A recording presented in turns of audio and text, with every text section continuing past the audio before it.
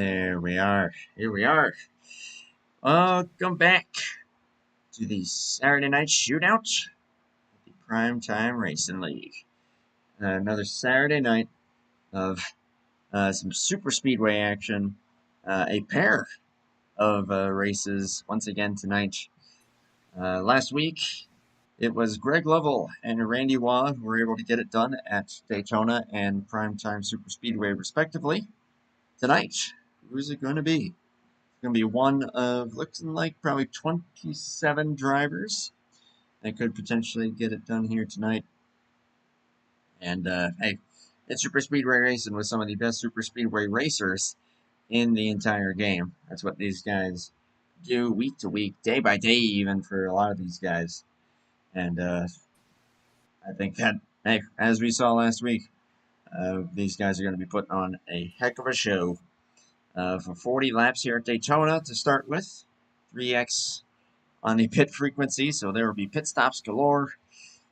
What more do you want, It's going to be a good show here, and to assist in calling this one tonight, a man who has joined me for some phenomenal races in multiple different leagues, and his first outing here for Prime Time, it's Caleb Rose. Welcome back, brother.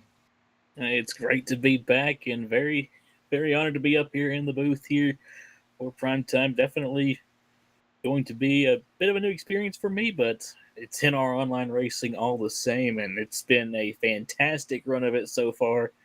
And really excited to see what these guys can do here tonight. It's going to be a lot of fun.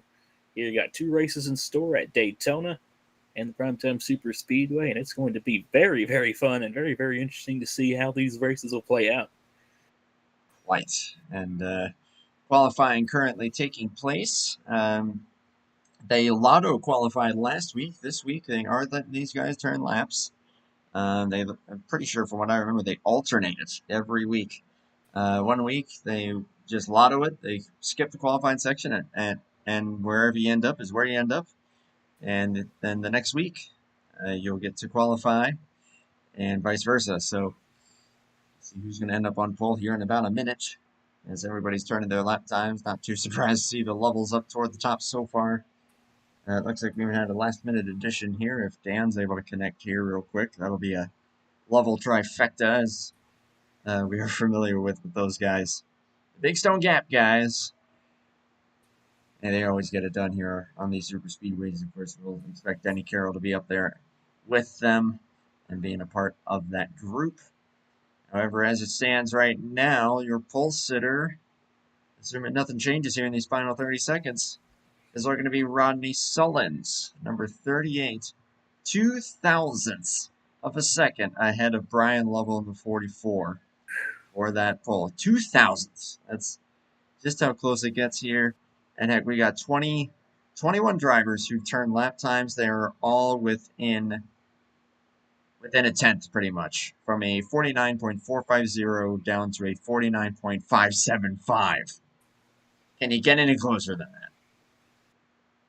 Hey, that's just the nature of super speedway qualifying and getting all these stacked drivers in the same field, and you get something exactly like that. It's a really tight qualifying here from Daytona. The top 3 separated by just 0.008 of a second.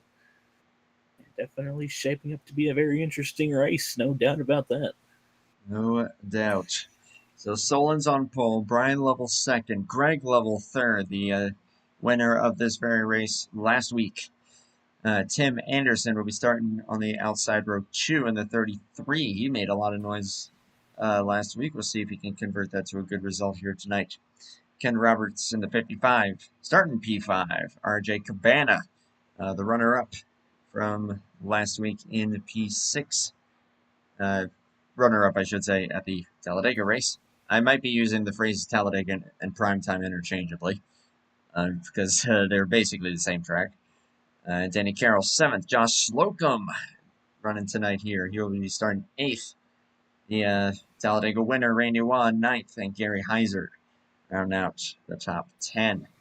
Also running tonight will be Pat McCarskey, Greg Palmer, the head honcho, Graham McDonald himself. I almost said Graham McDowell. That's a golfer. Robert Breedlove, Doug Hulick, Keith Bynum, Billy Elliser, Robert Spring, Donnie Cameron, Ken Huntsberry, Bobby Farrell all took lap times, top 21. Also running tonight will be Garland Oaks, Ulysses Sandoval, Dan Lovell, Mark Paglia, Javier Negron, Mike Mangialardi, and John Godfrey. 28 year for tonight. And hey, you don't get any better than this when it comes to these super speedway racers, as I was mentioning. You saw what they were able to do last week. Of course, if you follow RTG, you probably know a lot of these names. If you follow Talladega Nights, you know a lot of these names, pretty much all these names. With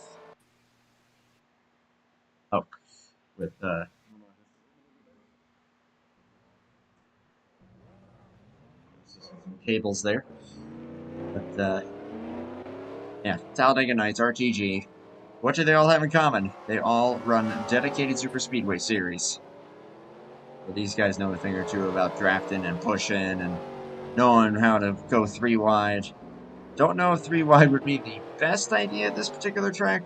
Obviously, the second race will be far more conducive to that, and we saw how much of an effect that could have last week. So we'll see if it's going to be more of the same tonight, or things maybe end up being a little more chaotic. Could go caution free. That's the joy of super speedways. You never know. And I'm looking forward to what these guys are going to have in store. Shout out to Brian Wolf there for Fluid Studios in the chat there. Appreciate you, my man. There will be plenty of Millerisms, I can already tell.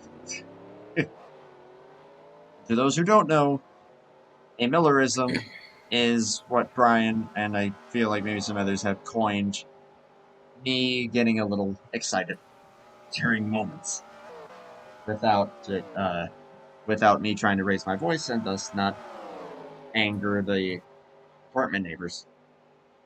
So there will be plenty of those tonight, I can assure you. But Caleb, I'll ask you, because obviously I know you have a lot of offline experience in putting on races of that nature at Daytona and Talladega. But for online, I'm sure you've dabbled in that a little bit as well. Just kind of general experience. What do you find to typically be strategies that work best for you? And just making up ground as best as you can, or holding ground. Yeah, just kind of overall super speedway thoughts. Well, honestly, I think you kind of put it best. It's super speedway racing. You never really know what's going to end up happening. Of course, you got the president kind of set at the beginning of the race.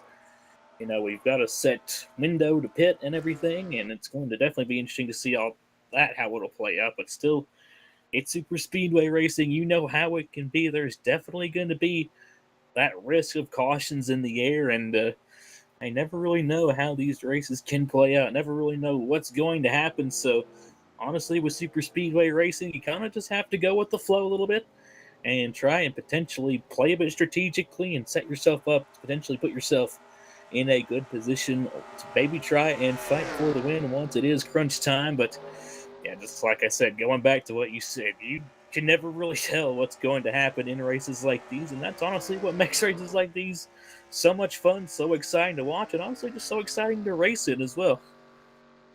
Yeah, and as long as you're not getting caught up in the big one, which could absolutely happen. Let's see. I've been unfortunate victim of that a couple times. I unfortunately was a victim of that last night. I came out and raced with these guys. They run a truck series at Primetime SuperSpeedway on Friday nights. That is a 40% race, a single race. And I think I made it about a third of the way, and then that was that. But in all fairness, it was a warp thing, so no one's fault. Hey, you get these big fields, and it's super speedway racing. I'm just going to keep emphasizing that. That's really all you can say. It's super speedway racing. You know what you're getting yourself into. You know that you're going to have guys that know what they're doing, maybe as far as picking lines and drafting, maybe a little bit better than others. But all in all, anybody, any one of these 28 drivers can win either of these races. Mm-hmm. And that is the joy of it. Obviously, Hobo, which we bring to you guys every Tuesday night, that's that's about as competitive as it gets when it comes to just how many different winners we've seen and how many multi-time winners we've seen over there. But even then, I mean, you have your favorites and you have the guys that will tend to run mid-pack or even toward the back of the pack. Here, that's all out the window. Everybody from Rodney Sullins down to, who was starting last? All the way down to John Godfrey. And everybody in between have a chance at this thing. Just got to keep yourself in the lead draft when these pit stops happen. That's the number one key. Not everybody's going to be able to keep it up there with the lead draft, but as long as you can, that's what's going to give you a winning chance. And obviously not wrecking on coming onto pit road, because that is also very, very easy to do.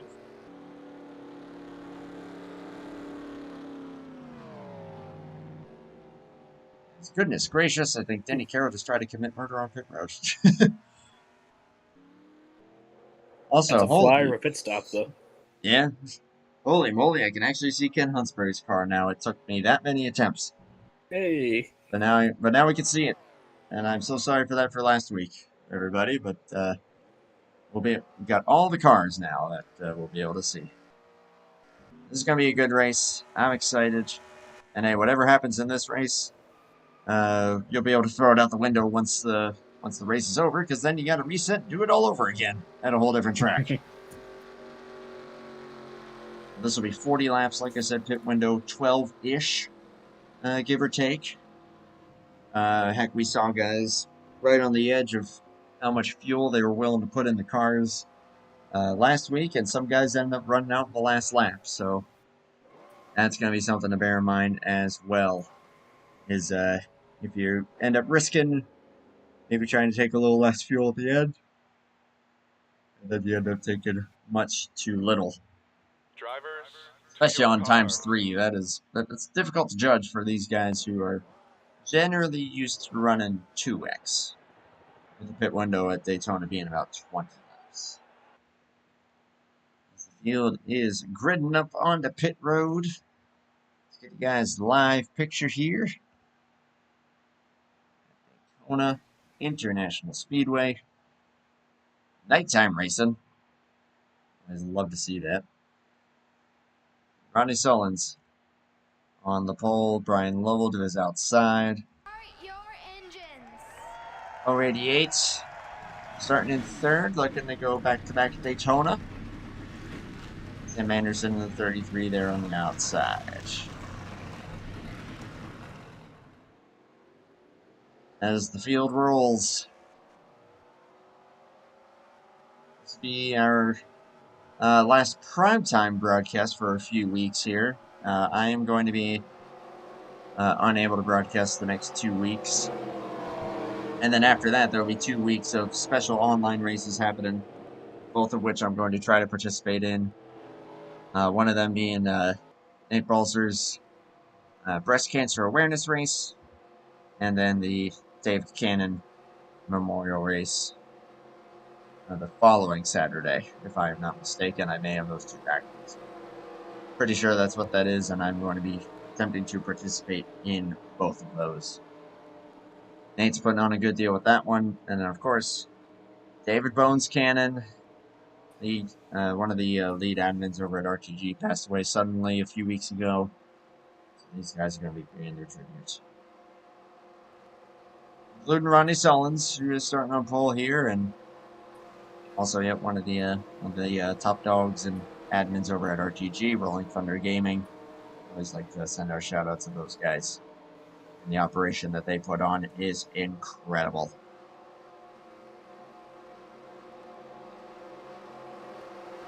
I mean, heck, their tally challenge, which is their Super Speedway series, 44 drivers attempted that race. I was one of them. I DNQ'd.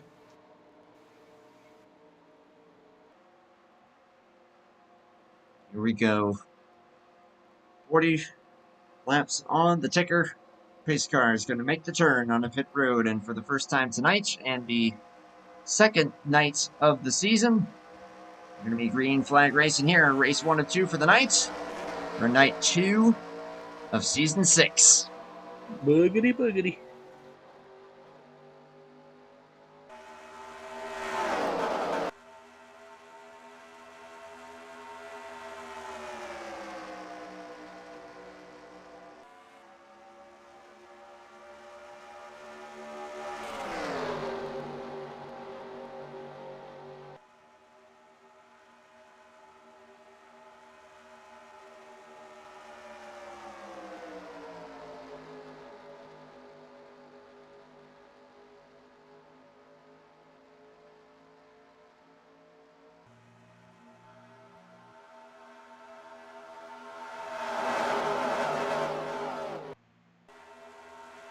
Didn't take long to see 3 wide. Greg Lowe's going to lead the first lap. Ronnie Sullivan's got sucker hold. Boy. Didn't take long for 3 wide to open up at all. No. Josh Slocum came to his aid there. And he's going to be 4th in line now on the outside, just like that. Slocum's going to let Gary Heiser in line. Heiser driving the 3, Slocum in the 2. And now the front 2 occupied by the Lovell boys, Greg and Brian, a couple brothers. Dan Lovell, of course, also in this race in the 380H, a cousin to those guys. Watch out for Denny Carroll at 41. Strategy did not go his way in this race last week. He ended up needing to pit out of sequence and never got a caution to save him, so ended up with a pretty poor finish, but then did rebound. I believe that he finished 3rd in the Talladega race after that. Andy Wall 4th on the inside lane there, that red and white number 21. Boy, there's some movement. On the outside there is, oh my god, Rodney, is he going to try the middle here? I don't know about that, boys. Yeah, still got a 3rd lane going. Here we go. Doug Hulick. They're going to try to make that work. I see Keith Bynum's up there with Ulysses Sandoval, that green and white number 96. I believe that's Javier Negron and the Tide Machine behind them then. Oh. That's the wall that the 23 just found there. Oh. That's the issue with 3 wide at Daytona, as Sullins and Heiser jump up there. But man, that gets sketchy at this particular track. How sketchy it might be, it ain't stopping him though, as Hulick's still trying to go around the outside of this 2 machine. Still 3 wide. Josh is going to get stuck in the sucker hole here, but up towards the front, here comes the 38. Looking to try and take the lead back on the outside. 3 wide throughout these first couple of rows. Several rows here, yeah, this is... Oh, caution, we got to reckon 3 and 4. They're going to bring it back to the stripe here. And yeah, we got 2 cars in trouble here. That would be Ken Huntsberry and Bobby Farrell. Farrell looks like maybe a little bit of damage. Angel Lardy, Johnny Cameron are both back there as well. Let's take a quick peek at what has occurred here on lap number 4. I do believe this is the same lap that the first caution on last week came out. Oh, goodness, and that was actually way more cars than that. What has taken place here?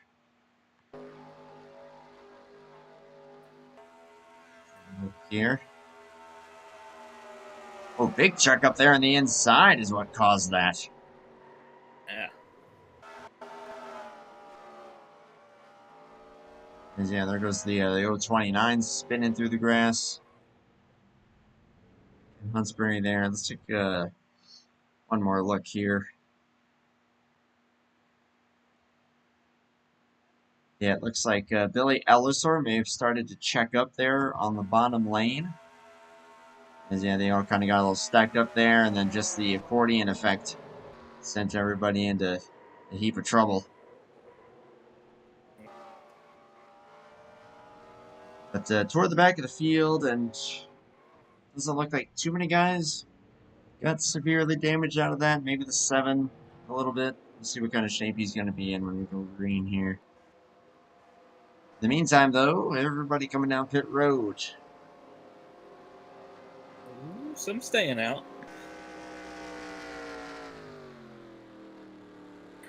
I think Greg Lovell may have just had a brain fart. Uh-oh. What was that? He was doing 70 miles an hour there. I don't know what that was. I know that that was probably not on purpose. And while he is going to win the race off pit road, I am willing to bet he's going to get an EOL. Oh boy. That's one of the more bizarre things I've ever seen. Greg Lovell having a... Unless that was voluntary. Because that wreck last week on lap 4 was the... Or it was kind of in that ballpark, 4 or 6, something like that. Was the only caution of the race. And with 30 34 laps to go. Looks like the call may already be trying to play some fuel strategy here. Maybe. So kind of as I predicted, him and also Ken Roberts looks like may have also gotten gypped there, and looks like they are both slipping to the rear. They're gonna have their work cut out for them trying to make up ground, but hey, it's doable. We saw what Stallings was doing there with that third lane.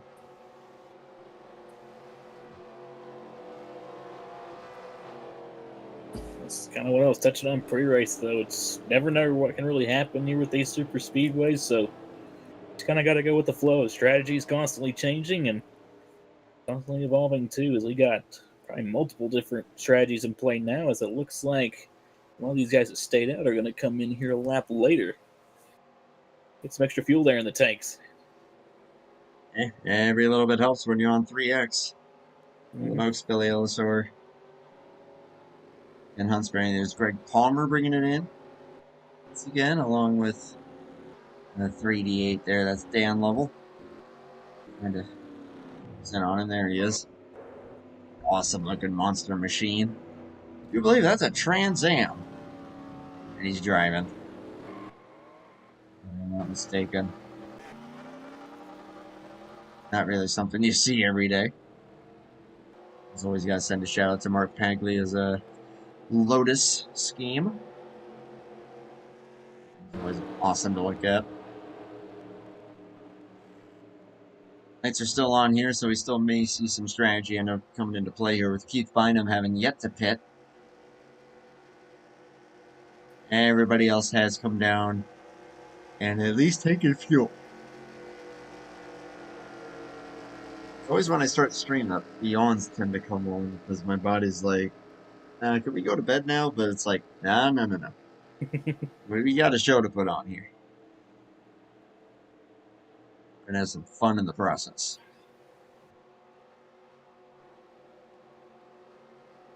Even at a narrow track like Daytona, that third lane can absolutely make something happen. And once that third lane gets going, the last place you want to be is the middle lane. Like third, fourth car back in the middle.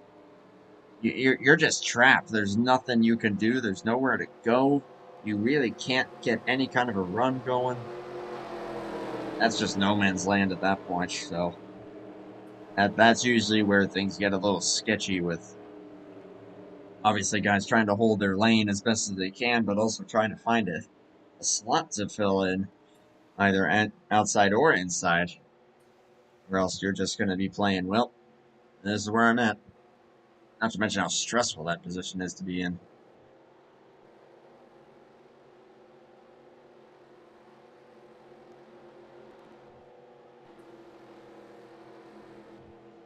Keith Bynum did bring it down pit road here, so Brian Lovell will inherit the lead once again. Gary Heiser will be to his outside. Then RJ Cabana, Danny Carroll, row 2. Randy Wajaw, Slocum, row 3. A lot of guys did end up pitting there.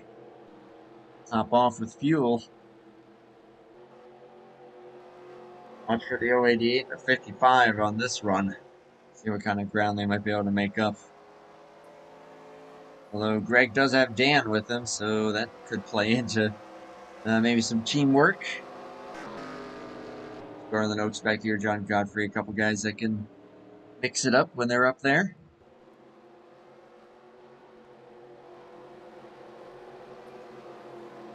At the stripe, it will be 32 laps to go. Get this party back going again.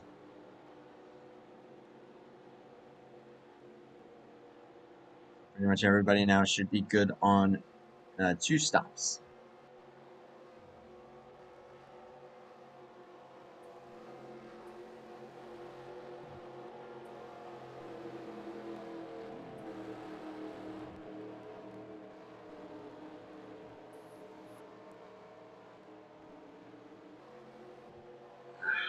Get a little extra comfortable here myself.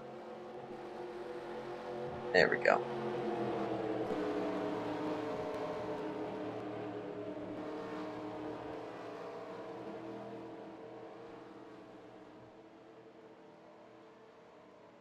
one pitfall of these super speedways. Cautions do tend to last a little while, but hey, we're going to get this party back going here. Again, Lovell and Heiser here on the front row. Lovell, of course, going to have the advantage here on this initial restart. We'll see what kind of run the outside lane can get going. We are back to racing here, lap 9 of 40 for race 1 of the night.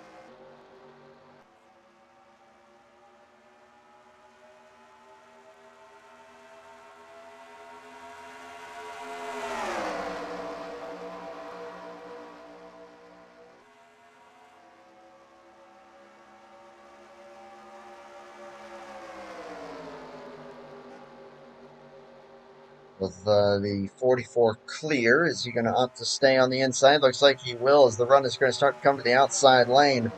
Carroll with a heck of a push to the 3, and they will now draw just about even by the time they come off the corner here. Got a pretty good run here on the outside, door to door here down the front straightaway. Coming to the line. Oh.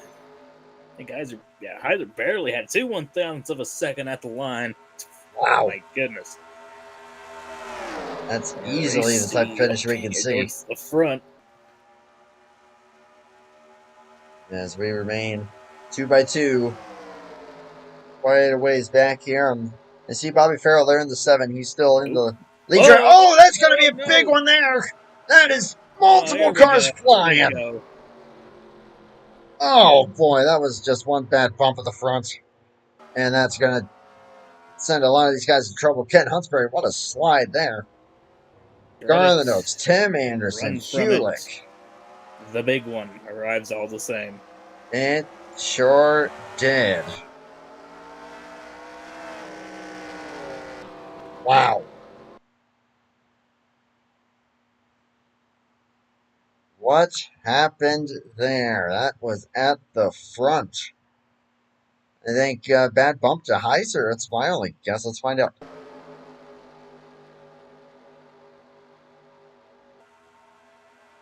Oh, bumper grab. Oh, it's been another one. Caleb, you called it earlier during practice. Yep. I think it was during one of their sprint races. But, yeah, that right there is the pitfall that you can find yourself in with super speedway racing. Everybody's so tightly packed together. Really ramps up the opportunity to accidentally bumper grab somebody, and unfortunately it looks like that was the case right there. A Slocum airborne, Randy Y airborne. A lot of cars getting there's Oaks, yeah. Anderson, Greg and Dan Lovell going for a spin. Big Rodney Solons potentially in that. John Godfrey came to a halt. All in all, for how big of a wreck that was as far as the number of cars, I don't see too many hard hits. These guys might be okay. But, wow. Denny Carroll. I mean, I saw that looked like Pat McCarskey was going to try to make a third lane work. It just peaked. And then right there, there's the bump, and there it is. Even a little bit of contact there to Robert Spring, but yeah, bumper grab, essentially what happens there is you get a little bit misaligned with the bump, but you're also still making contact. And in real life, generally what will happen is you'll just end up pit maneuvering the guy who's getting the bump. But in this game, you end up just kind of pinging off of his rear bumper, and you're the one that ends up getting sent into the wall. And that is exactly what happened to Danny Carroll.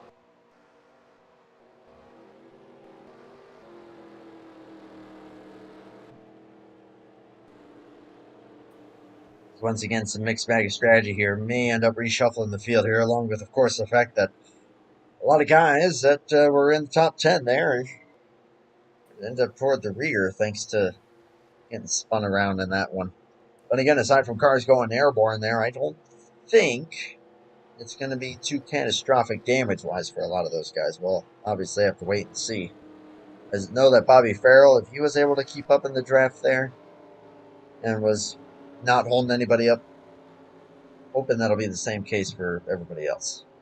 Only time will tell here.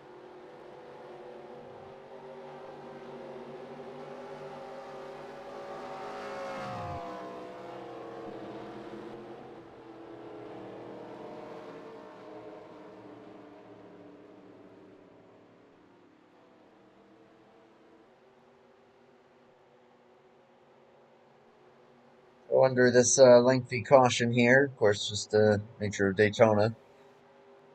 I guess I'll take this opportunity to mention next week, or this coming Tuesday, will be the next broadcast here on the channel. Of course, that will be Hobo. Their chase begins at Milwaukee. Milwaukee Mile. That'll be something different there. And Zach Rogers will be back in the booth with me for that one, and will be in the booth with me for the full chase. That is the current plan. It'd be great to have Zach back up here again. Always does a great job with being able to analyze and give us an idea of kind of what to expect.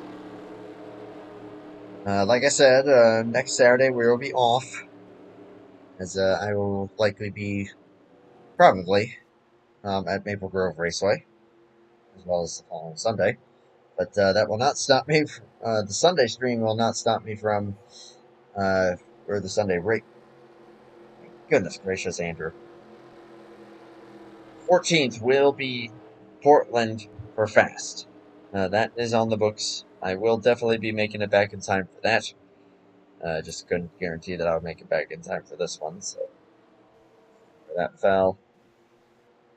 And then after that will be another Hobo stream on Tuesday. That would be the 16th. And the following Thursday, I'd be road tripping. Cannot wait for that. For those who know, I'm very excited. To those that don't know, you'll find out when the vlog is posted.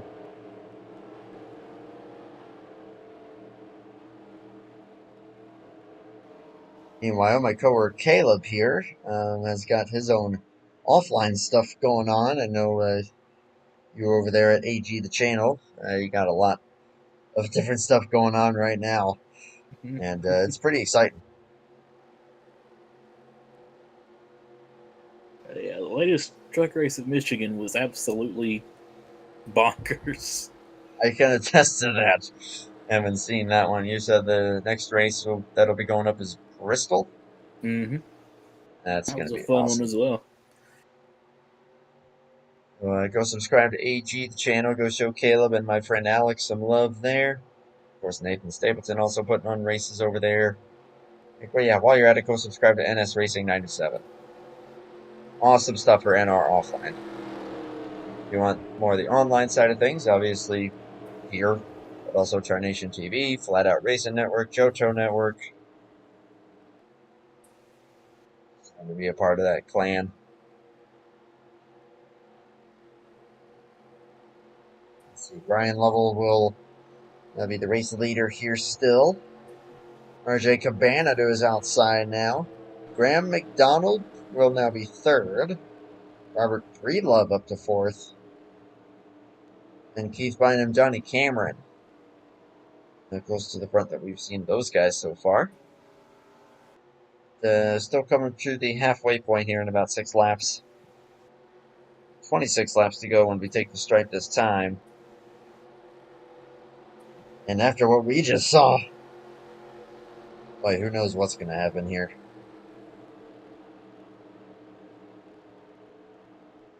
Everybody should still be in it here and on the lead lap, I do believe. Actually, nope, I stand corrected. John Godfrey has called it a race. I don't think that he was involved that badly in that wreck, but yeah, maybe a voluntary action. But regardless, we'll hope to see him back in the second race. The race, of course, will be 38 laps.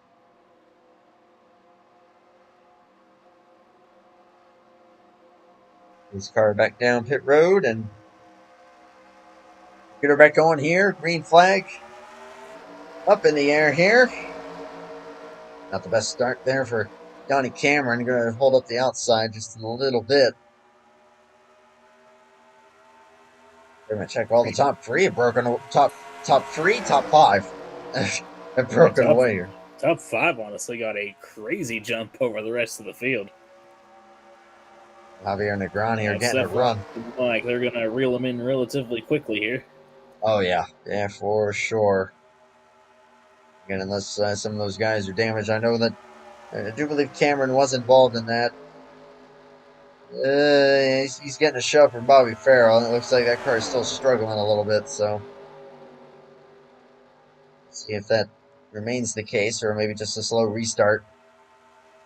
We're getting it back going here as Denny Carroll already trying to make a line work here, kind of forced Cameron up.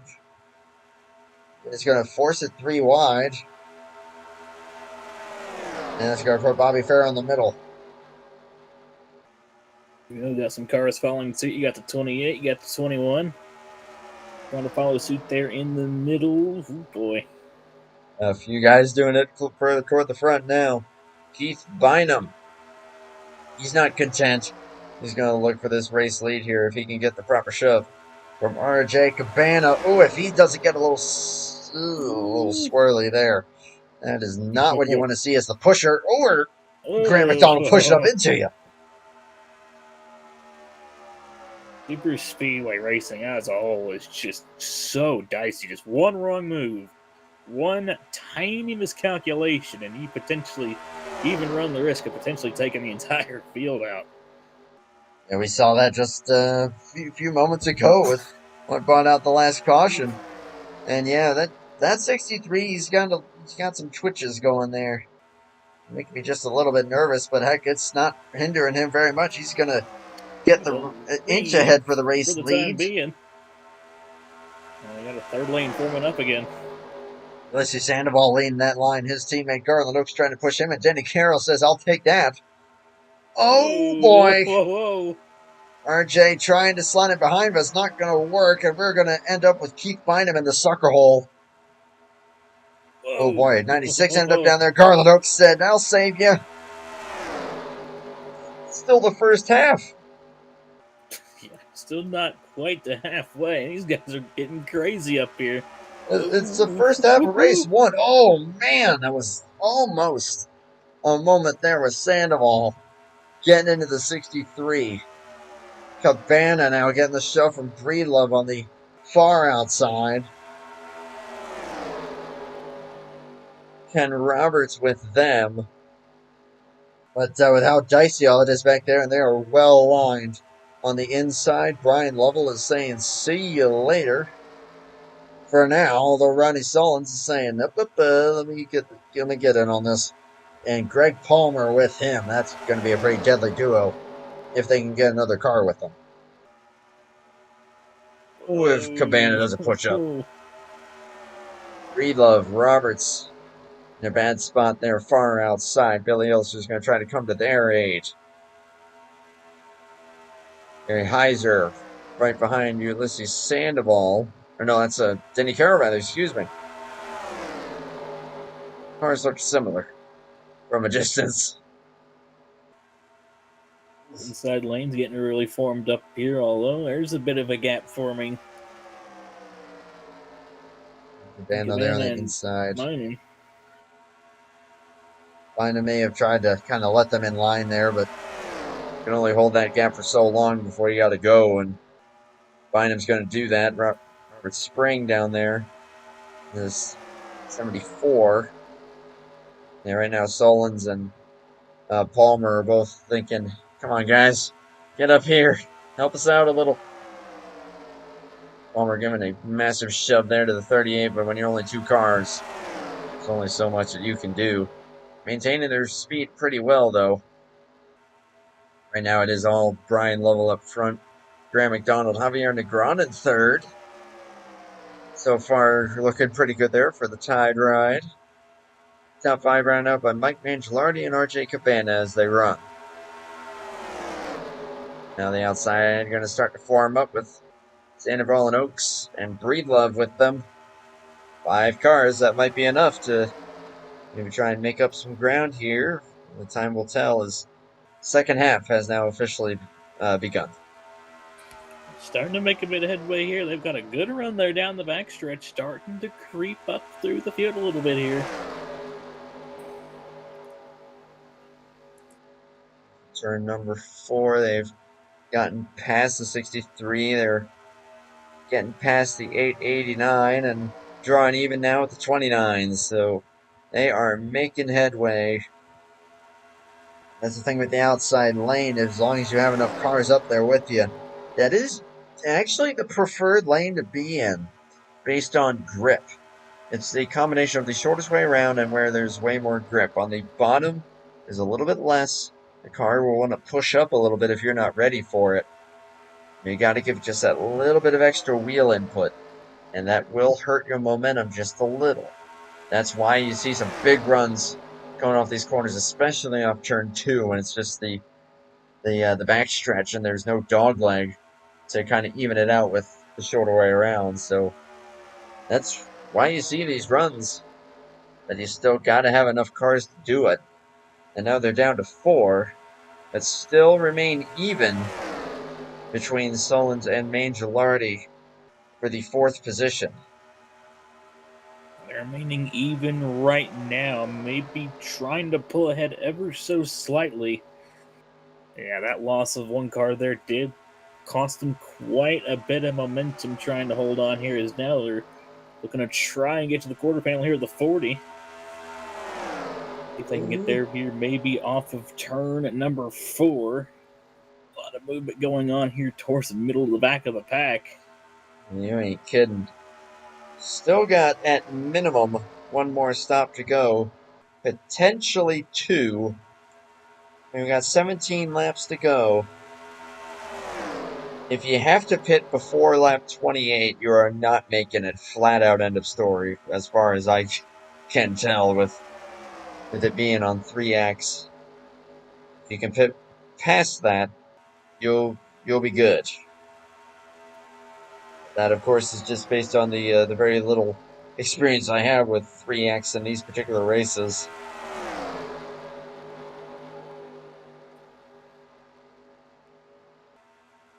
Coming to 16 laps to go, and everyone up front here holding relatively station. Solon's still just barely sniffing the quarter panel of that 40. Mark Pagley and Ken Roberts way further back there are trying to get up here a little bit. But everyone else is kind of riding along at the bottom and probably anticipating those pit stops. You know, I mentioned Greg Lovell, who was up front for the first run there, got that speeding penalty. Currently scored 12th. Slowly working his way forward, but I think right now just being patient with it and waiting for this pit stop to come. Bit of a run came there for Solons. Was actually able to get Here comes that up outside to lane. Yeah, was able to get up to Graham, and we are going to draw pretty even with the 24 now, so this could be game on.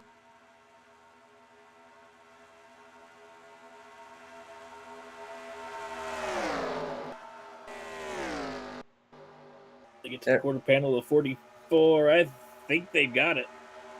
Oh yeah, they're going to get up here now, yeah. Here we go. Pat McCarskey out of the race, gearbox problem. Everybody else is on the lead lap and in this lead draft with Rodney Solons with the big push into the lead and will bail on that outside lane and cut down in front of the 44. Got one pitting already, Robert Spring. Oh, and the 87. Donnie Cameron trying to get it woed up.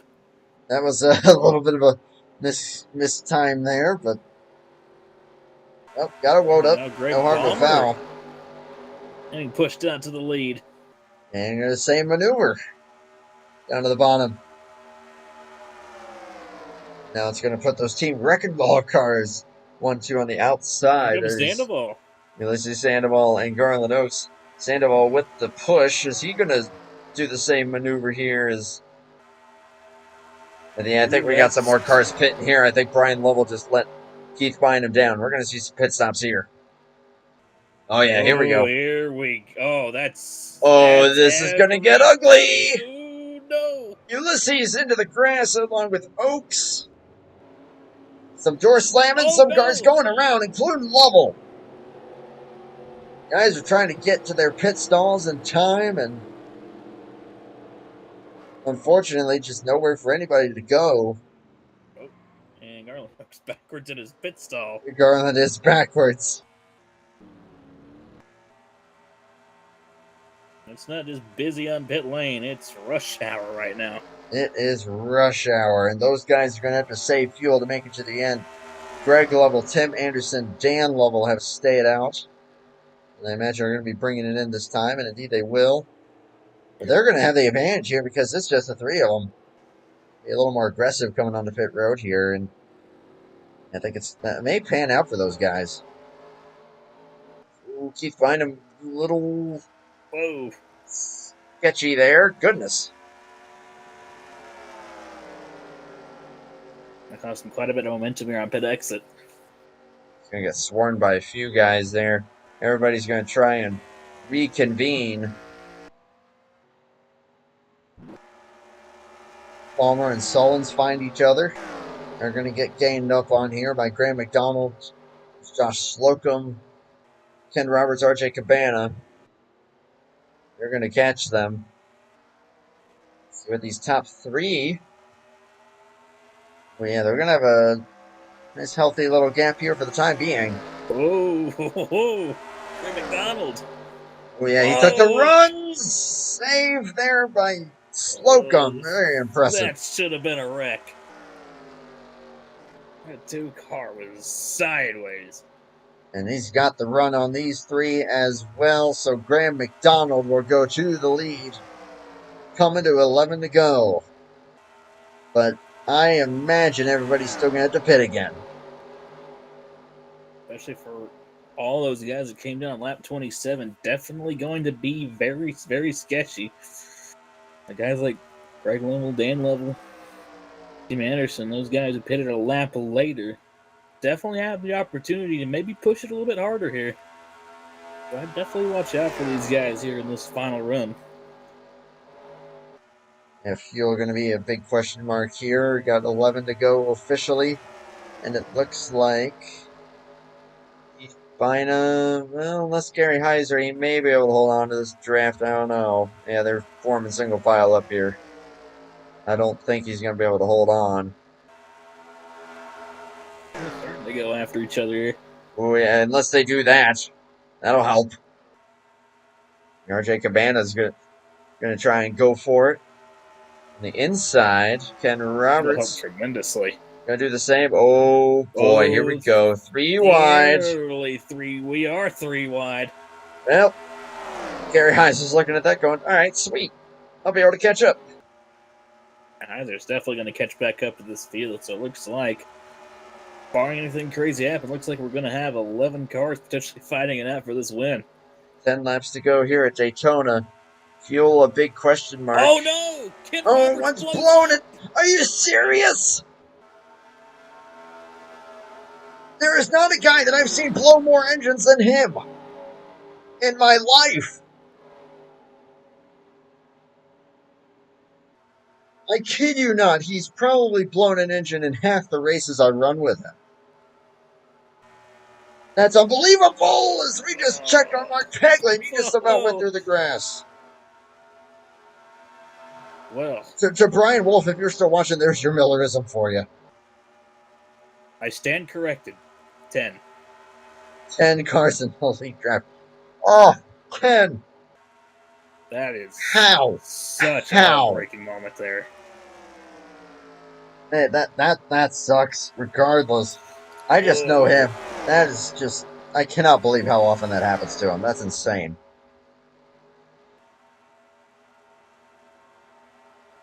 Everybody's migrated at the bottom. Graham McDonald leading the charge ahead of Greg and Dan. Tim Anderson, Keith Bynum, the top 5. And as you said, yep, top 10 all in it with a chance.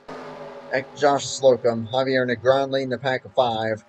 They're trying to close, but they're running the bottom lane at the moment. The momentum doesn't quite seem to be there. And their gap about 3 seconds, a little under 3 seconds. They're going to have to really hope for something good in order to catch up. Hey, with how much they were dicing up just a couple laps ago. Wouldn't be surprised if we see it again. Ooh, He little bit of a stack up there. he thought about it. Cabana thought that he was going to do it. He just didn't quite have it. So, yeah, that could have been a bad bump there. We got 7 laps to go. Fuel's still a question mark. A little bit of iffiness there. Cabana, Gary Heiser. Is everybody just trying to save fuel at the moment, perhaps? That's probably what's going on here. Everybody kind of just staying in the line for the time being, but everybody just trying to abide by their time here. But then once we get down to it, these guys are going to absolutely be going at it here. In just a couple laps time. If they can make it on fuel, that's probably the number one priority of these guys. Mm-hmm. You got to make it there before you can fight for it. Exactly. Josh Slocum's just barely holding on here. He's got a little bit more speed there, so I think he should be okay. The gap has actually increased ever so slightly between the first pack and the second, so it's looking like it's going to be up to these top 10. Josh actually slipping back here a little bit. Wonder if he's trying to save. That could end up costing him the draft here, but it is now 5 laps to go in race 1 of 2 of the night. Heard a lap car up ahead there. That is Donnie Cameron. Everybody's still staying glued to the bottom lane. Again, not the more preferred place to run single file, but hey, if fuel's a question mark, you cut back the distance as much as you can. Mm-hmm. That'll certainly, that will make a difference. Even in a game this old, it will definitely make a difference. And they're going to keep it up onto the outside wall. There's going to be no problem for all these guys as somebody got 4 laps to go. And the big question is, do all these guys have at least 4 more laps of gas in the tanks? That's the big question. We'll have to see, but we are getting down to it here from Daytona. I feel like at this point in time, guys toward the back would be trying to make more moves if they were good on fuel.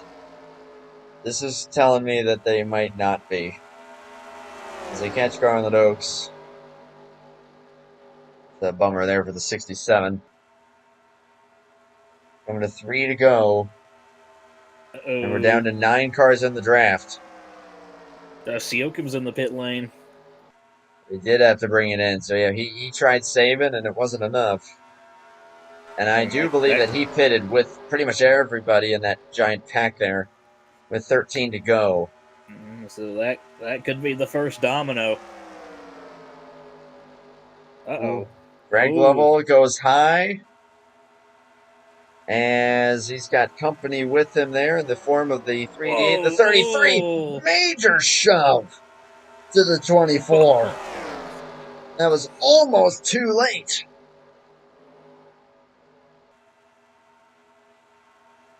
Great job by Grant McDonald to hold on to that car. Got 2 laps to go. And Greg Lovell, after a speeding penalty, put him at the rear. He is up front in that Mountain Dew machine, looking to go back-to-back. At Daytona, that's going to cause a caution as Ronnie Sullins around. Race is on for the win. Run for Cabana being pushed by Palmer. He's got to the door side by side into 3 and 4. The 380 gets a bit swirly going into the corner. Dan Cabana get a run here off of turn 4. They're coming to the white and yellow flag. Ooh, run here. This is going to be close. It's going to be close. And give it to Lovell. Lovell back-to-back at Daytona.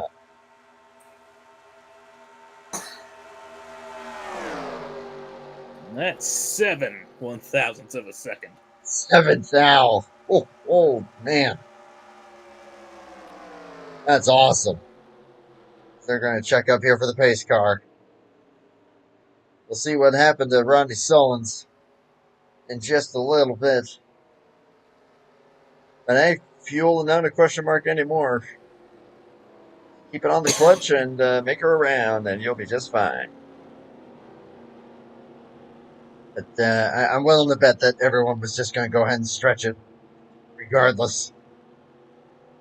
Had nothing to lose at that point. Like that was probably going to be the case for at least most of these guys. But remember, these three, Lovell, well, Greg, Dan, and Tim Anderson, they all pitted a lap later. I think that really put them in the catbird seat there. I think that's what allowed them to get it done. And that will be third for Dan, second for Cabana. But race win number 2 already on the season. Greg Lovell, he wins the first race of the night.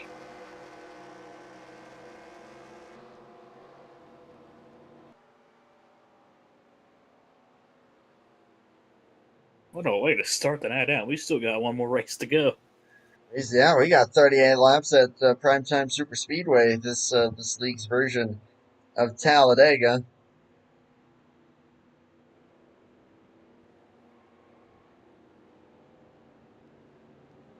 Go ahead and take a look and see what happened to the 38 real quick here before the server gets reset. I brought out that final yellow. Behind Greg Palmer there, outside lane. And just the little tap there from Graham McDonald. Graham came up a little bit. Looked like Rodney was maybe inching down a hair. Just one of those cases of same piece of real estate. Just can't fit 2 cars.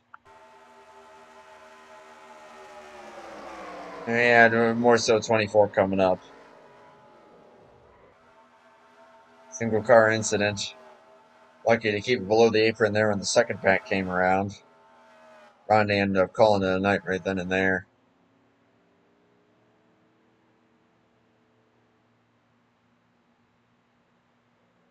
As I will not be going over the official standings at the moment because it looks like since they did not let the pace car pass them before they took the checker, penalized a bunch of them. Which I'm sure it's going to get fixed. But all I do know is that the top 3 were Greg Lovell, RJ Cabana, and Dan Lovell.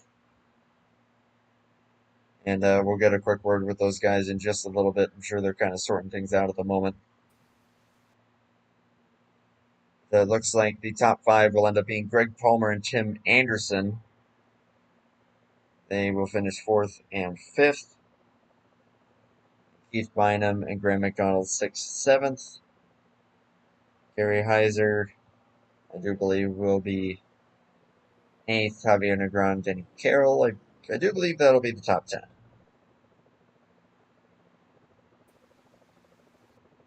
Again, that's after everything gets sorted out with the scoring.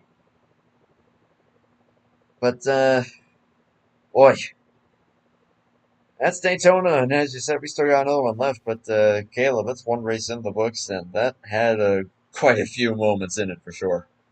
Absolutely. That was, like I said, a fantastic way to start out festivities tonight. That was a spectacularly fun race, and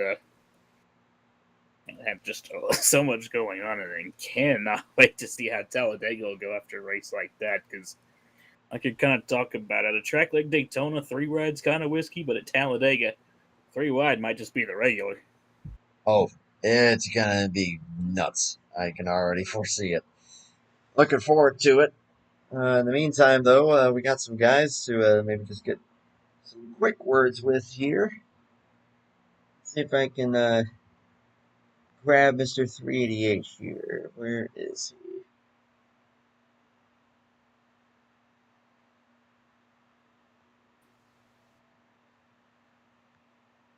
I don't see him. Oh, there he is. Dan Level on board here. I'm sure they're sorting stuff out. Hopefully, I'm not catching them at a bad time. Let's find out here. User was moved to your channel. Here we got Dan Level. Dan, do you copy? Hopefully, I'm not catching you at a bad time here.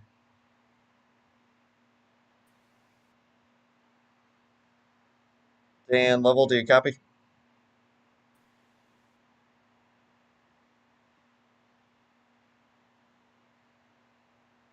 We'll come back to that. We'll get through our other interviews here. They may also, still be sorting out the scoring. User was moved out of Maybe your he channel. stepped away just for the time being.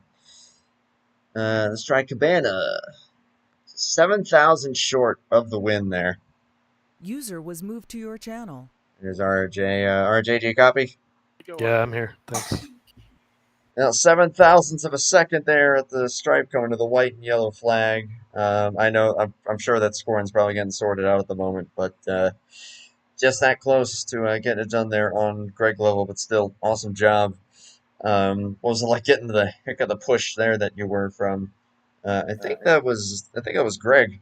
Yeah, Greg, 22. Yeah, he's really good at pushing. So he told me he got me on the audio, so I figured try it. So I went to the outside and we just tried to, I just tried to hold a steady line.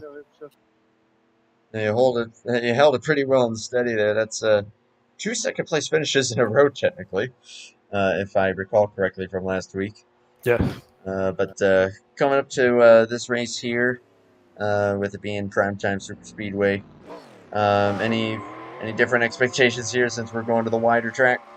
Yeah, I mean, the wider track, usually the runs come a lot quicker. This was a more narrow track, so just got to watch when that third lane forms on the next track. But that's what we were really looking at out here, even on the narrow track on Daytona. Once that third line sort of forms, it sort of kills the middle line if you're in it. So really, you just got to, pay attention to your mirrors, see who's behind you, if somebody wants to try to help you out, or if you got to really get up in that other lane and try to keep your track position, because that's the key trying to finish these races, track position.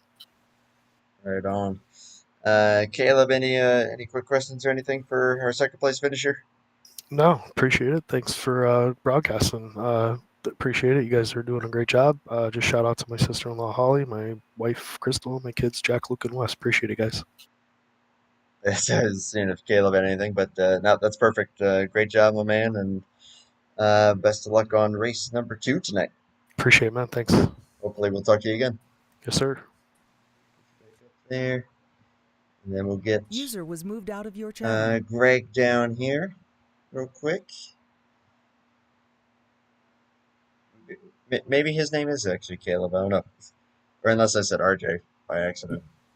I don't know what I said. But anyways, User was moved to your channel. there he is, Greg Level. We'll get a quick word here. Do you copy? Hey, buddy, what's going on? Hey, hey, that's a current clean sweep so far for Daytona this season. 2 for 2. That was close. 7,000ths. That's what we saw there at the stripe there. First off, I'll ask you, I mean, hey, you had I'm pretty sure it was Dan behind you, just giving you the shove that he could. Well, how the heck were you able to hold on to it, just considering how hard he was probably pushing, and you had Cabana really giving you a run there on your outside? Yeah, I was going to stay behind Graham and try to help Graham win, but Danny wanted to go for it, and I was going to help Graham win one, but Danny wanted to go, and I was like, well, if Danny's going to go for it, then I don't have a choice. I'm gonna have to go for it too. I mean, what can I do? I mean, I can't. I got to do what I got to do too. But Gotta go where the run is, yeah. yeah, but we was talking about it, and I said, let's go off of turn 2 with 3 to go, just in case the caution comes out. Because if it does, it's going to end the race. I said, it's just best just to go with 3 to go, you know, for that reason. Because I've been burned so many times waiting until 1 to go to try to make a move and the caution come out. Hey, that's the luck of the draw there. It fell in your favor this time around. The last Yeah, question it's close.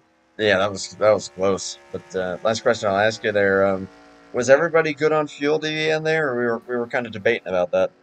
I was fine. I was good on gas. I topped off every time on that caution, on that last caution we had, and we stayed green till the end there. But the caution before that last one, I topped off every time by, and I was a lap good on gas. Or a lap So I good? wasn't. Yep, I was a lap good. So that means everybody else was pretty much right on the number at best. That's good to know. But Yeah. Well, Brian said he was saving. He was making 18th saving gas.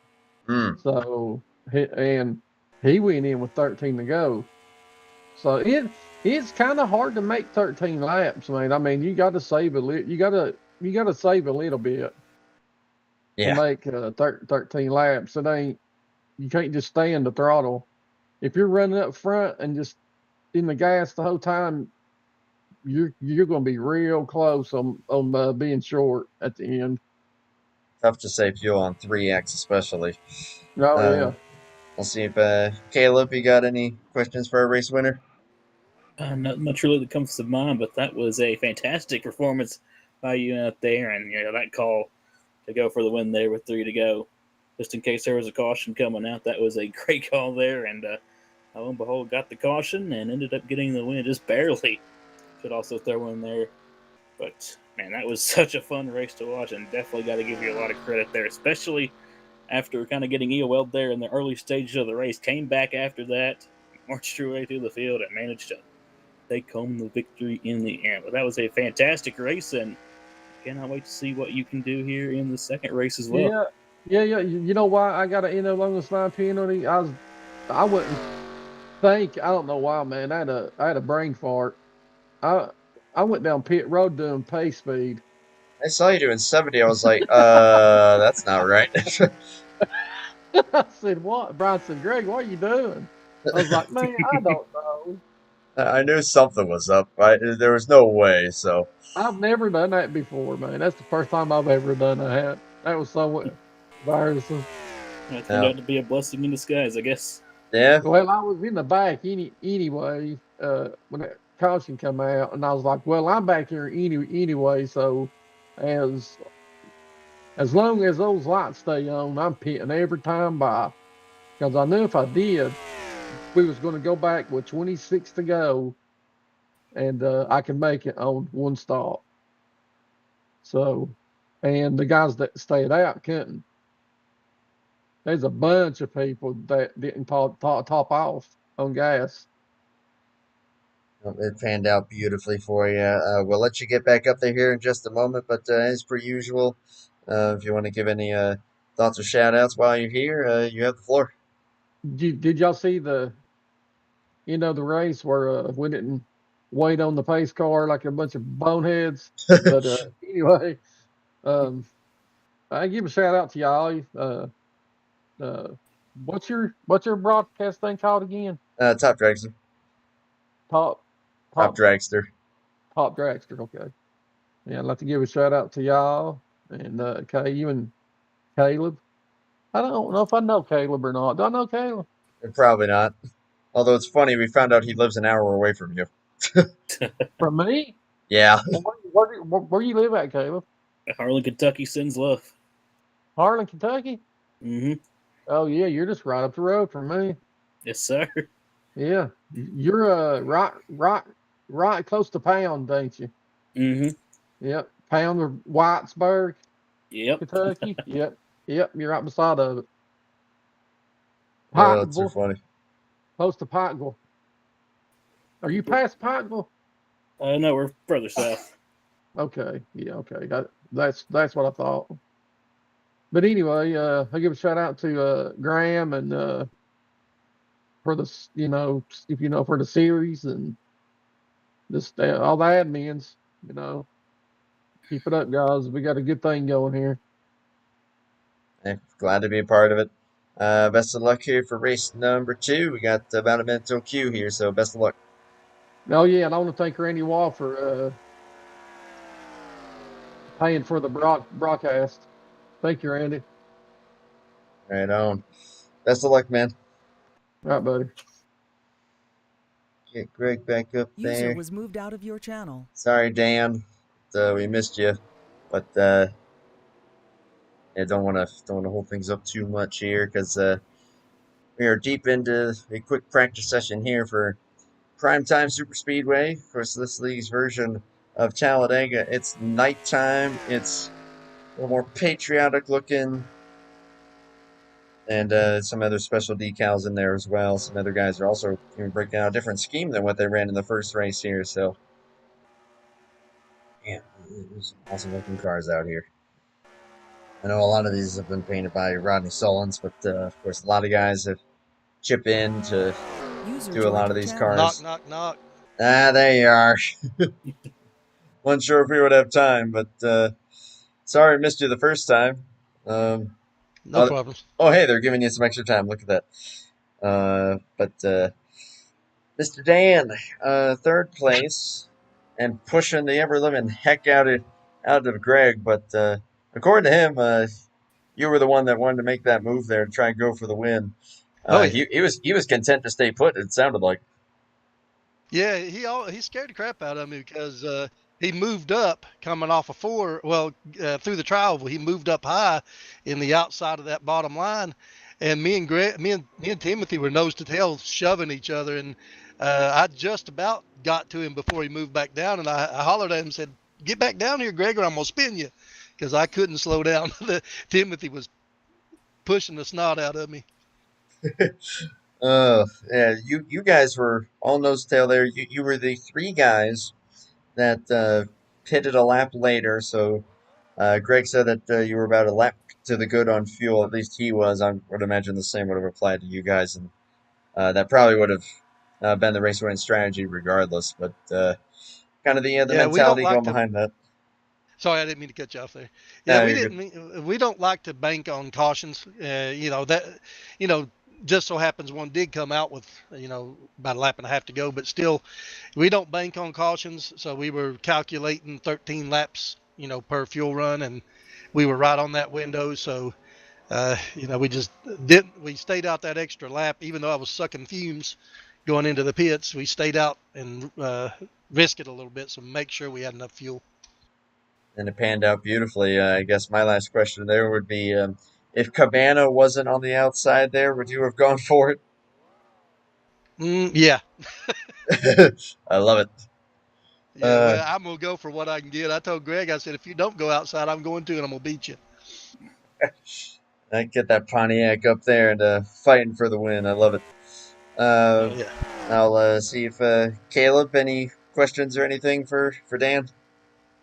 Not really much that comes to mind, but a fantastic race you all put on out there, and a fantastic job by you there towards the end. Appreciate it. That was a great push there that you gave, and just fantastic racing all around from all y'all tonight. Well, good pit strategy did help. I do want to give a shout out to my wife and my kids and grandkids, everybody that watches our broadcast, and appreciate you guys for putting on the broadcast for us. That helps keep us on the map. People watching these races. There's a lot of people out there watching them, so appreciate you guys, and kudos to all the guys that finished top 10 there in that race. It was a battle. A heck of a battle indeed, and I already know this second race is going to be the exact same thing. So I won't hold you guys up too long here. Best of luck in race 2, and hey, hopefully we'll get to talk to you once again. All right, catch you guys later. I'm gonna jump back up myself. Y'all have a Right good on, one. man. User left your channel. Uh, Dan is always full of energy. I love it. And heck, they even reset practice just for him. Will probably be. Yep, I knew it. They were going to kick it to qualifying. So Qualifying for race number 2 is now underway. And yeah, as we kept hammering home there, just if Daytona was that wild, this could prove to be even more wild, just with the extra width. This race did have a few more cautions compared to the Daytona race last week. I think actually last week we only had the one yellow, if I recall correctly, in the Daytona race, and then this one had at least like 4 or 5. I think that was 4 cautions. And at the first race, let's see what this one may hold. In the meantime, another little update. Coming into this race, or at least coming into tonight, I should say, the points have not been updated yet since I'm sure they're still fixing the export.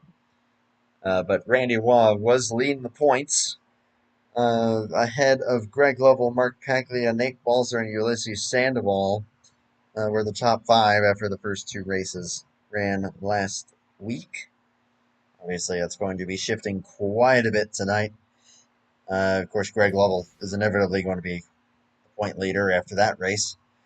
But we'll see what Talladega is going to have in store for us here. Like I said, 38 laps this time, with a fuel window of probably only about 11 to 12 if you really push it up. You might be able to make it 12, but 11 is probably going to be your golden number. So still within that 3-stop realm. Let's see, Caleb, have you caught your breath yet after the first race? I think so. Can't confirm. I guess we'll find out once we start getting this race underway. Yeah. This is going to be something to... Hey, it's always something to behold. It's a SuperSpeedway. I mean, come on now. Daytona just proved that. Let's see. Yeah, it was very, very surprising when I blurted out Big Stone Gap, Virginia, which of course is where that whole team of all the levels, Danny Carroll's a part of that. I think, yeah, Tim Anderson is also a part of that as well. All them guys from Big Stone Gap. And I said that, and you were just like, wait a second. I think I might know a thing or two about that. Well, that's funny. Just wish that I was coming closer to you when I make my road trip. But, yeah, that's how that falls, unfortunately. One day. Oh, for sure. I mean, heck, I got to meet you at Bristol last year. That was cool. Man, that was such an awesome experience. That was so freaking cool. Getting the road trip with Alex, getting to meet you. I mean, even at that point, it was just like, oh, you just help out Alex with the races. But then lo and behold, you and I would say, have become pretty good friends at this point, so I appreciate you. Absolutely, dude. You've been a pleasure to know ever since I first talked to you about that Thanksgiving 500 a couple of years back. Oh my gosh, that race. I've hyped it up ever since. That race single-handedly pretty much got me right back into the world of offline and being able to take it seriously, and yeah, just being able to invest in it. So that's why I've hyped it up so much, and I'm looking forward to doing it again.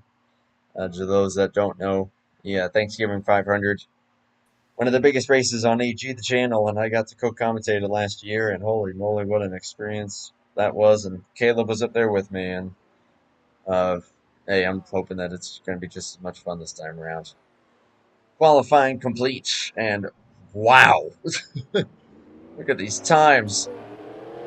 Oof. So Ken Roberts has got a new engine in that thing, and is going to be on pole with a 52.443. And then we got a tie, and then we got a tie. And then a tie. We got 2 ties there. Greg Lovell, Josh Slocum tied for second to the 1,000th with a 52.448, 5,000 short of the pole. And then Brian Lovell and Robert Breedlove will round out the top 5. Both of them ran a 52.452. You cannot make this up. Top 22. This is going to be in the indicator. Oh yeah, yeah. Top 22 turn lap times, of course, all the same suspects as the first race. I won't go down the full field here, but you guys will get an idea kind of where everybody's at as we go. Man, oh man, and that's another thing that I love about having you up in the booth, Caleb, is that you bring the hype, you bring the energy, and I love having someone up here that's able to do that. I've had other guys that are able to do that, but Caleb, you're right up there as quite the hype man, and seriously, it just makes it so much more fun. And I love this stuff. You and me both, man. Hey, that's the thing. I may be commentating. I may be trying to, obviously keep it as to the action as I can, but at the end of the day, I'm just a fan watching this thing like I would in the stands. My reactions are the same. The only difference is I'm talking to people on YouTube as well, so that's the fun of it. I don't take it super seriously, obviously, but hey, we still try to put on a good program that everybody can enjoy, and anybody of all ages. So yes, we do keep it PG around here for the most part. That's been broken once or twice, but you got to let loose a little bit now and then. I think it's mainly been broken whenever Zach was up here in the booth with me, but honestly, yeah, we have fun up here too. Yeah. Sometimes a little too much.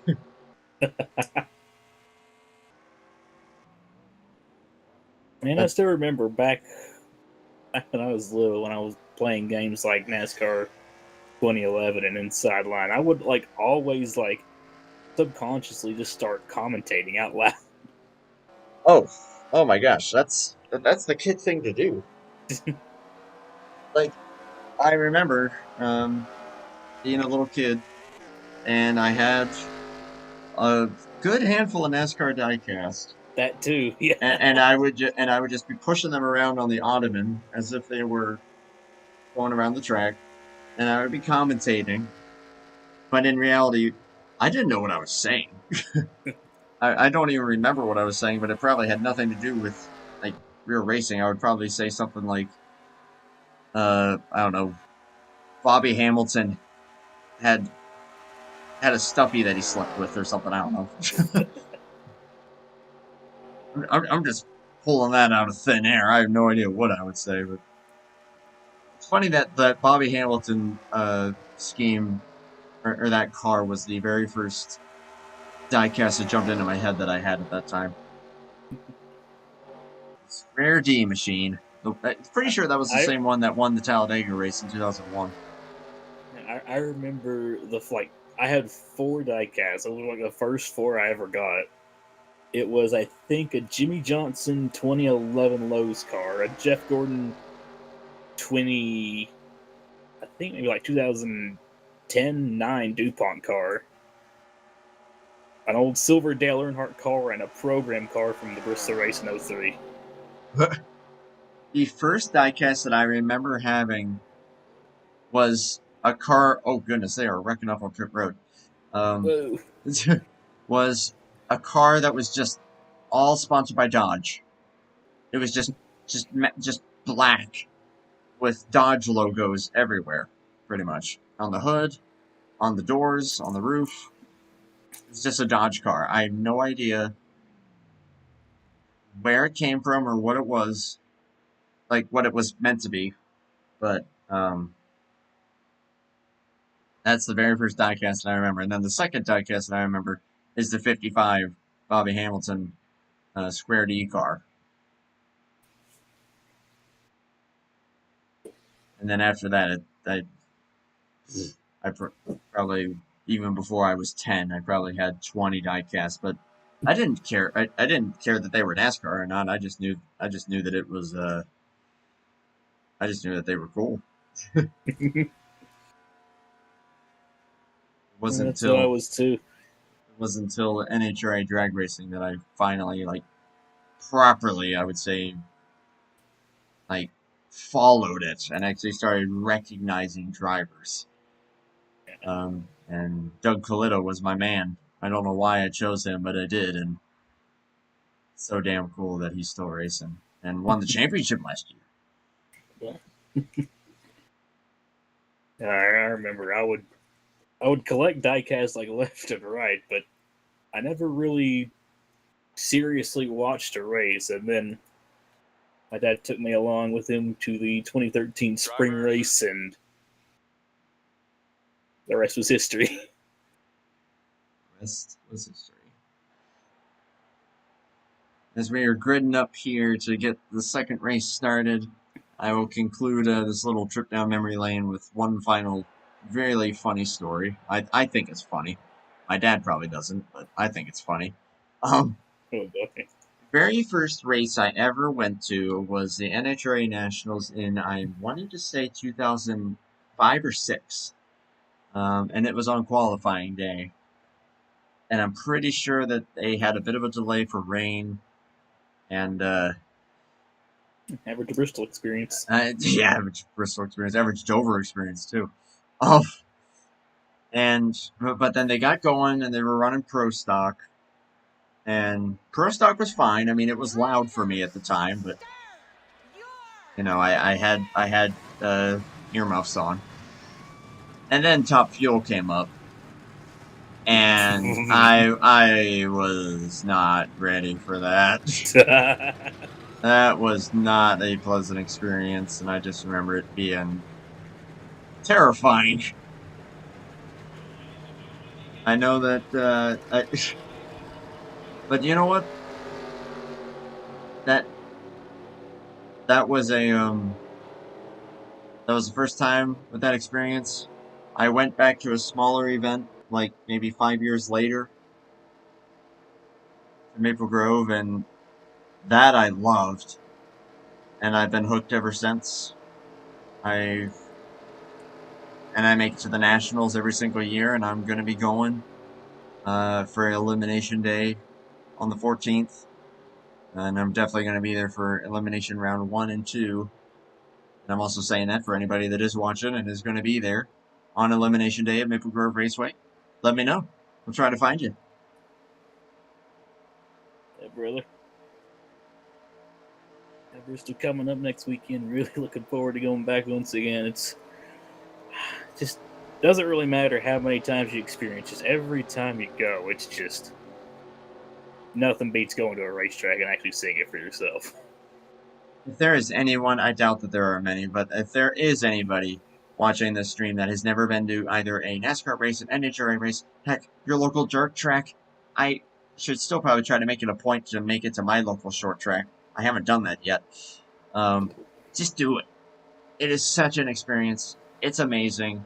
The noise, the speed, just your brain can't wrap your brain can't understand it until you see it in person. It's amazing.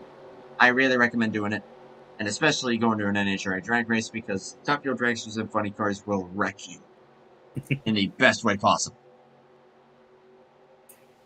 And I'm saying all this as the pace car pulls in, and hey, we've got another race to go here. 38 laps. It's Primetime SuperSpeedway. Ken Roberts, Greg Lovell on the front row, and here we go. Race 2 of 2 of night 2 for season 6 of the SuperSpeedway Shootout. And once again, boogity boogity. Boogity. Boogity.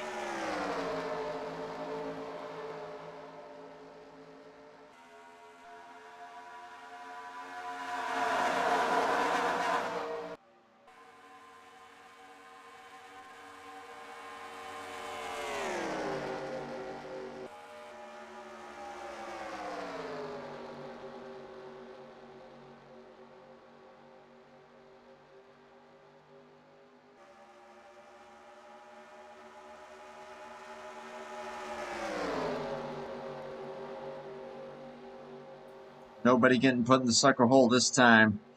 Ken Roberts holding on up here on the bottom lane, but Greg Lovell back to the point. Being pushed by Brian. Brian now running the Valvoline car for this race. That thing is a beauty. Love the 55. I love a lot of these cars, but I don't know what it is about that 44. It just looks awesome.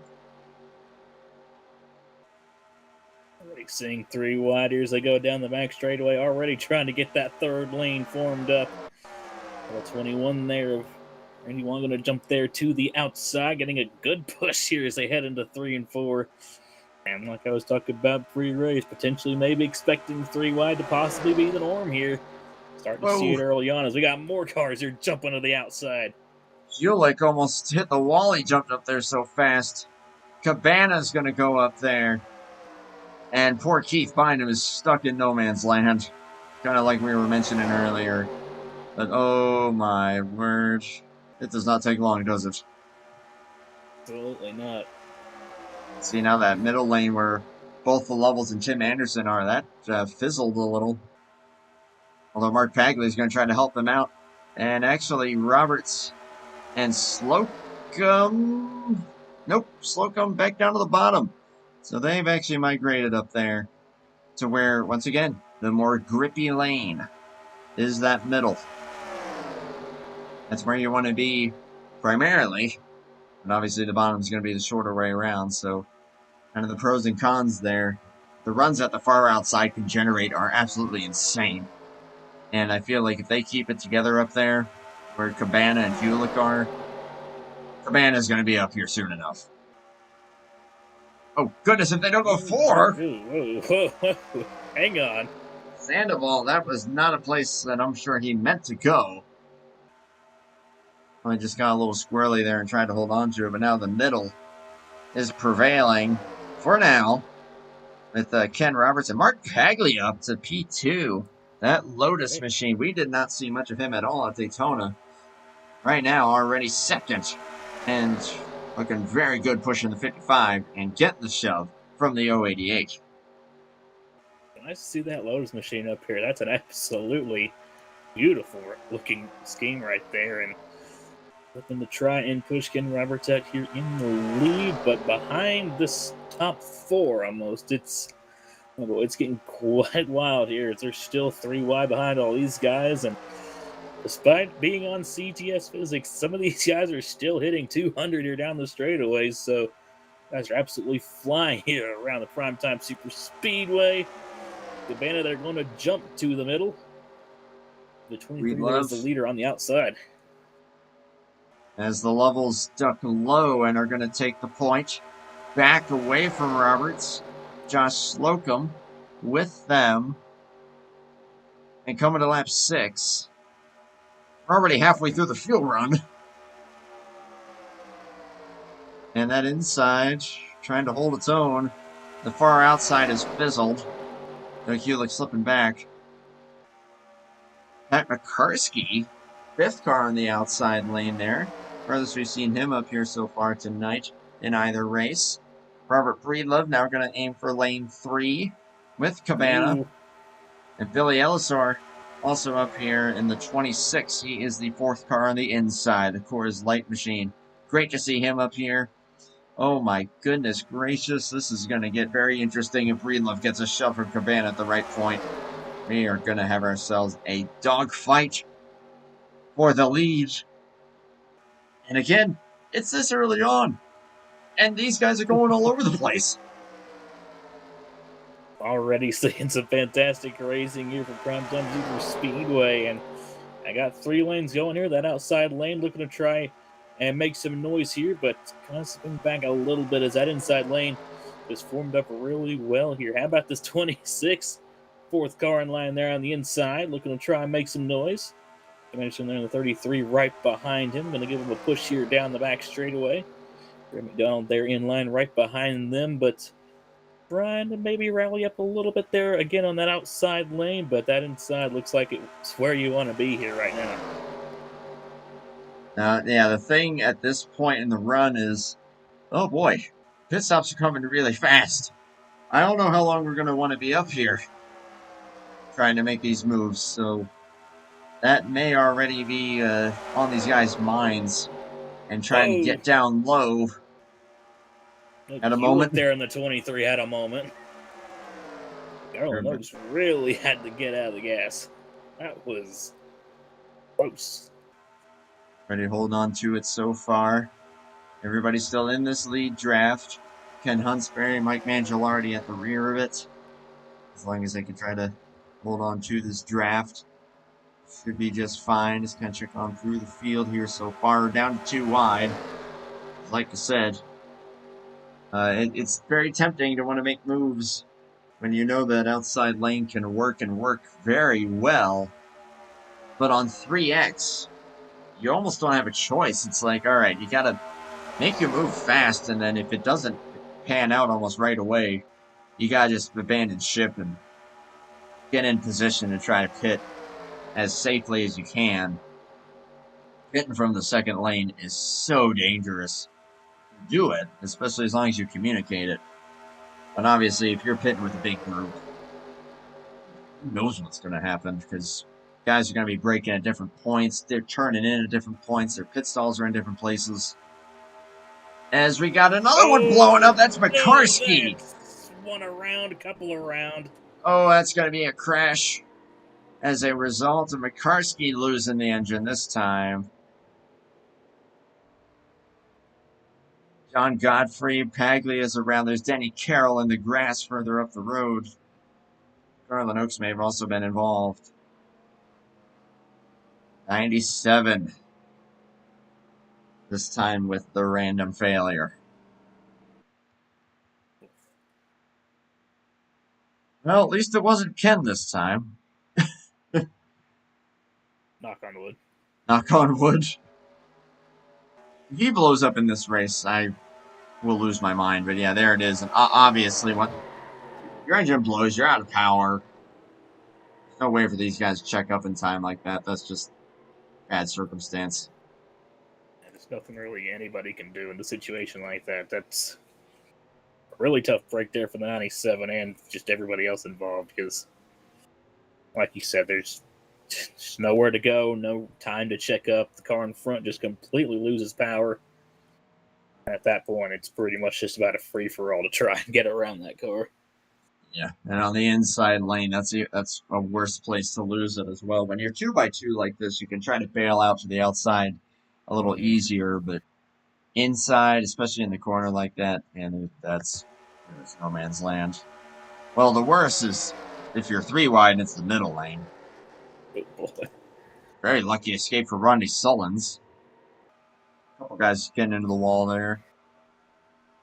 Looks like John Godfrey opted to call it a night once again, so not going to be a very good points tonight for the 7-11. As everybody's on pit road, as to be expected. Given the fact that we were already ending the fuel run there. We'll see who emerges where.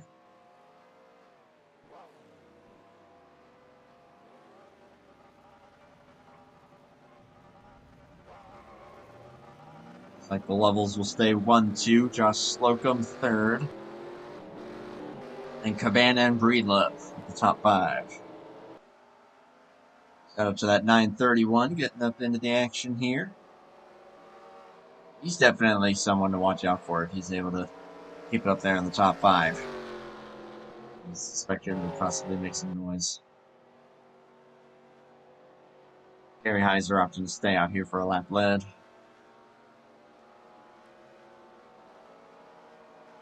A clutch failure is what is reportedly what caused the 97 to go up in smoke.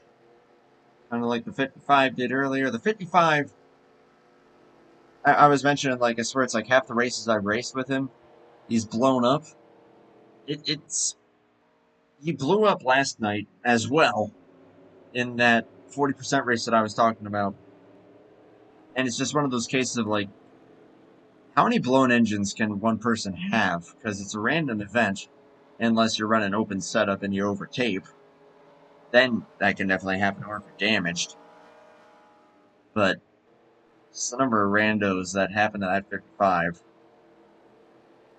is almost, like, unfathomable. And that's why we always joke that because the scheme was painted by Rodney Solons, technically, I guess you could say that Rodney's the one that's providing the car, so therefore it's Rodney Solon's fault. Someone needs to get on that engine program.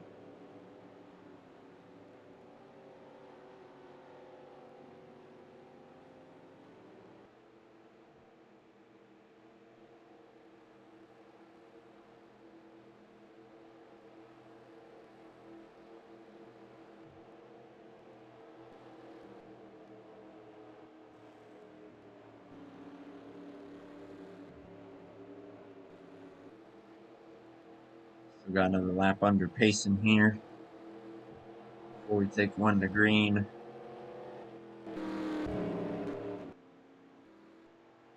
And darn it, Caleb, now you got me reminiscent about like all the drag races that I've ever been to.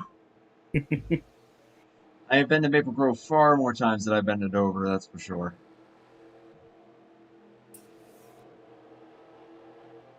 With Dover getting the All-Star race this coming year, which I am admittedly not the most pleased about. But y'all kind of got done dirty with that one. yeah, that's kind of lame. However, I feel However, bad because when Bristol got the All-Star race, we still had our 2 dates for some reason. yeah, Dover not getting a points race. That's just seriously. But hey, I am not going to sit here and say like, oh, you should have done this, you should have done that. I mean, I think that we can all also agree though that Montreal and the Canadian Grand Prix going up against the Indy 500, that is something that was probably not well thought through. That's not going to work. No. The stands are going to be half empty, I swear. I don't know. People still turn up for it, but let's be real. The viewership numbers are going to be awful. But regardless of the fact, I think, if I saw it correctly, the Saturday, Xfinity, or excuse me, O'Reilly, is still going to get a points race. And then I think on the same day is going to be ARCA. If that's the case, I'm going to go on Saturday. Okay.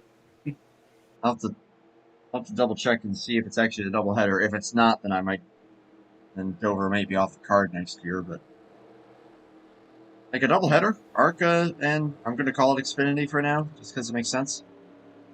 And that might be... Yeah, if it was a doubleheader, I'd definitely jump on it.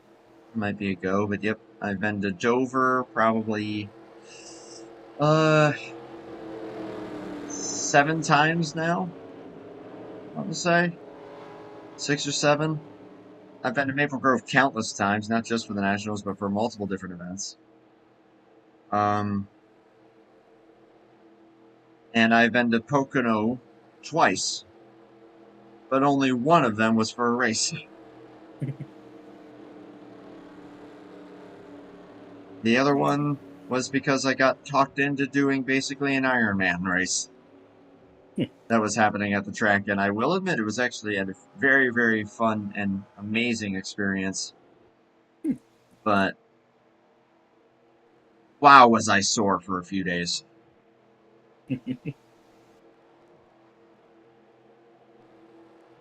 For anyone who is familiar with what the Tough Mudder is, that's what it was. And yes, I subjected myself to that. Yes, I would happily do it again.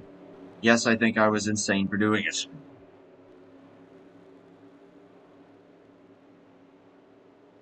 Although it's funny, there was actually something racing that day. I have no idea what it was, but it was a Saturday. No, it was a Sunday. It was a Sunday toward the end of September last year. It was a little wet. It was cold. It was damp. It was cloudy. And yet there was something racing.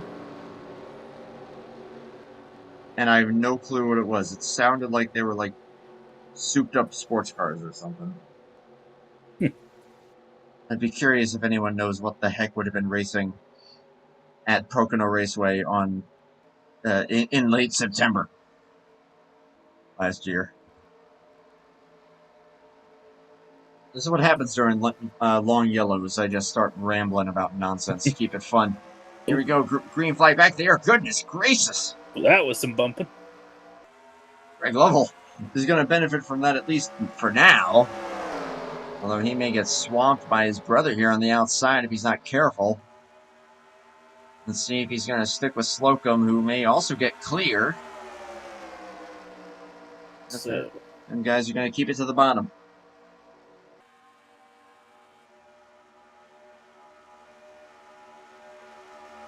Robert Breedlove down there with them. Randy Waugh now 4th on the inside. Brian Lovell hoping for a shove here from Cabana and Roberts. That should start to materialize here off of 2. Or off of 4, rather. Goodness, we're in turn 4. You stay 2 by 2 for the time being, but you already know someone's going to try for 3 wide. It's just a matter of who and when. Definitely have to see where it does end up coming from, but right now see some good double file racing here as people trying to lead the way there, and that 088 had some cars, I guess, kind of peeking out of line. We're going to fall back in line as we head here down the back straightaway. Big pushes coming from both top and bottom. And side by side between the levels here for the race lead. There was that big shove off of 2 that we were mentioning. At turn 2, that's the best place to get the momentum going on the outside. And now these guys are going to draw pretty even. Ulysses Sandoval looks to the outside. Nobody with him. And that 44 will lead that lap. And going to get a really good shove. Yeah, nearly 3. Garland Oaks goes up there now, and he's all on his lonesome. Yeah, he's making up some ground there on the outside. Ooh, that was a check up there off of turn 2. There's the third lane. Here we go. Denny Carroll. Ken Huntsman. Well, nope, never mind. Denny Carroll thought about it. Jumped back down. Whoa. 66 going to come down there. And hello. All right, Jake Cabana looking for the lead. At 889. Man, he's good. I haven't seen him too much in like RTG or elsewhere myself. That's because I've been out of the loop for a little while. But man, this guy... Oh, did I just hear... No, I didn't. Angel already got a little square there. I thought I heard tires screeching. That was my fault. But man, Cabana, he is deadly on these super speedways. Can you say he's kind of emulating Mr. Junior? I'm trying to do what Amelia did. Yeah, man. And 889's looking pretty good. Denny Carroll and Ken Huntsberry trying the third lane again. Gonna put Doug Hewlick into the sucker hole there in the 23, unfortunately. We're already closing in on halfway. This first half actually going by a little bit quicker than race 1 did. There are only 3 cars out there on the outside. Whoa, oh, that's not good. Whoa. Not clear, Denny. Ooh. Gonna cause a big checkup, though. That could maybe affect the outside lane a little bit if they don't get grouped together quickly. Man. Level's gonna have the nose ahead down the back straightaway, but especially as we head here to 3 and 4, that inside lane's probably gonna get a pretty decent-sized run here. Yeah, got some good pushers there on the bottom, but Ken Roberts, he's going to be pushing the ever-living heck out of the 44. Round off a turn. Oh. There goes Randy Waugh. Hard hits to the front end. You see the buckling there. But he was below the racing surface. No one was coming. No yellow. Tough break for the winner of this race last time. We're at the halfway point. And, oh, Big duck jump there to the from outside. Denny Carroll. And now everybody going to go with Doug Hewlick. Hey, what, Hewlick, Bynum. Those are the guys that seem like, hey, let's be aggressive. Let's get it. Come on. Let's go. Tim Anderson into pit road early. Interesting strategy call. See if it pays off here. Sitting all by his lonesome. Maybe he doesn't like what he's seeing. Maybe he's thinking, oh, they're about to wreck any moment now. I mean, after what happened in the first race, I can honestly respect that decision.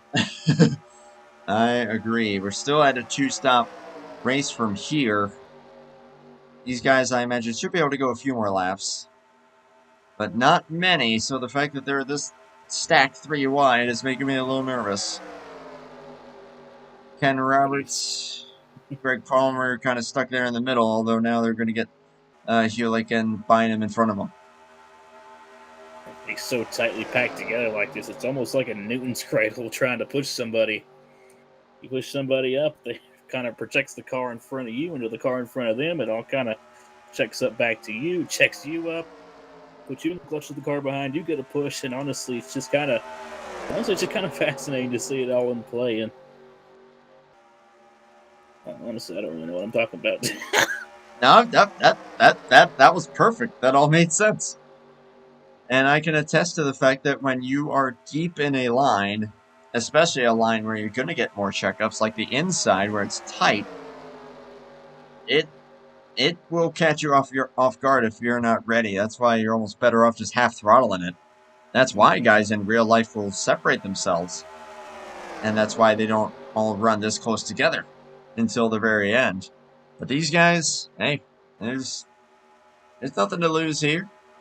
Just push the heck out of each other and hope for the best. But now everybody is forming up on the inside lane for pit stops coming up here soon. Ryan Lovell continuing to lead ahead of RJ Cabana, Greg Lovell, Josh Slocum, Robert Breelove, the current top 5. Don't look now, Jan Lovell up to 6th. The Corona car. I think we're about to get to the point now where we probably might start seeing some guys come down the pit lane, and it'll be interesting to see how many people we see pitting with one another, because we saw how that went the last time around. We'll have to see, but it looks like we're trying to get formed up there on that inside lane, starting to try and single file out a little bit. Yeah, I definitely anticipate here in this next maybe even lap or so, I start seeing some guys tuck down the pit lane. Wouldn't surprise me.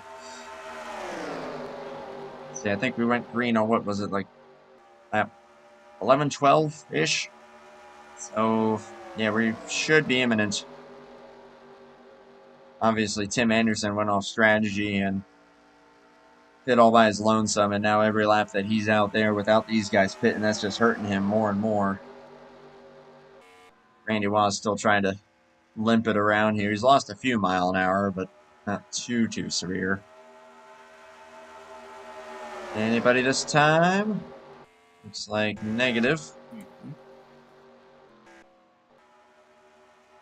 As we continue to run green here, there's still an outside lane kind of holding its own, led by Hewlick. And then you got Keith Bynum, Javier Negron is up there, and Ulysses Sandoval. All the guys that, even at race 1, were being particularly aggressive in trying to make the outside work. There's 4 of them up there right now. They're drawn pretty well even with Ken Roberts, but now Keith Bynum gets the slot, and he's going to jump down. Starting to see some radio chatter here. I think maybe we've reached it. Who's it going to be? be? Here we go. Breedlove, Cabana, Paglia, you guys toward the back, including Heiser. That's not good for the 28. Really hot entry. Lotus is into the wall. Might not lose a severe amount of time. He actually got going pretty quickly there, but... No, that's not going to work either. As Heiser had get bad to worse. Yep, that'll do it. That'll do it for both him and Heiser. Heiser had to get into his pit stall. Mark Paglia's was further up the road, and kind of same thing that we saw in the first race. I would imagine this will probably... game time. Hold on, fellas. Both levels! Both levels get together. Garland Oak's also spinning. He's going to hit the inside.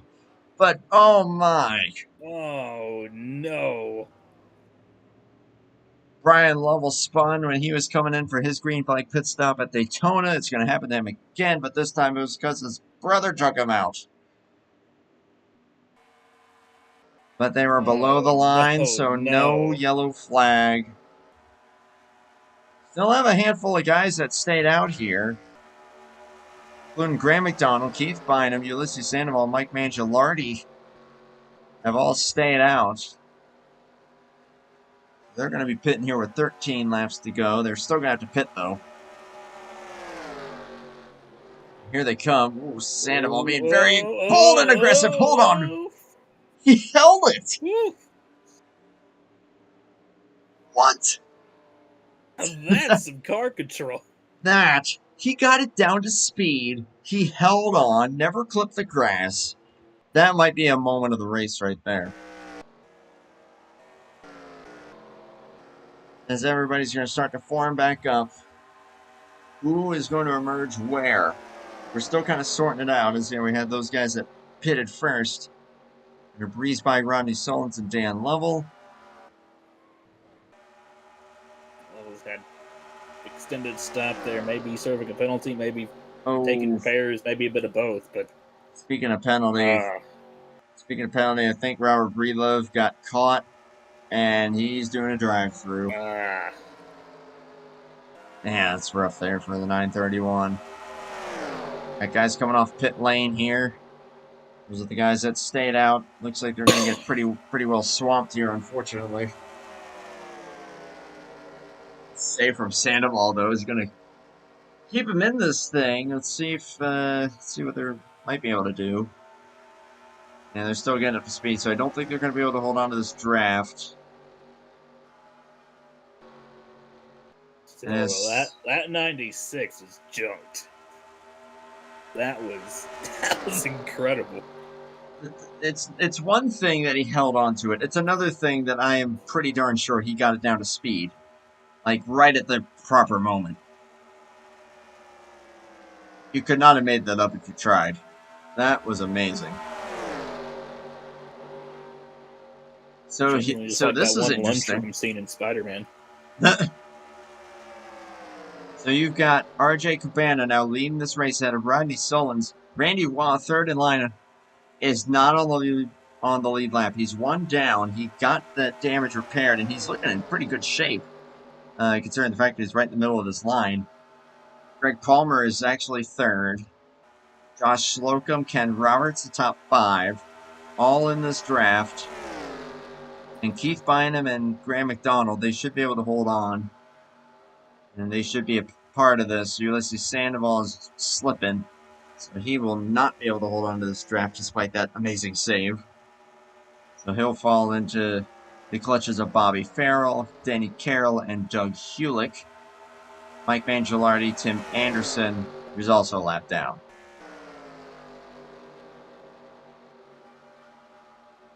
And that is where we run at the moment. Although Cabana being hung out to dry by Solins with 10 laps to go. He is going for the race lead.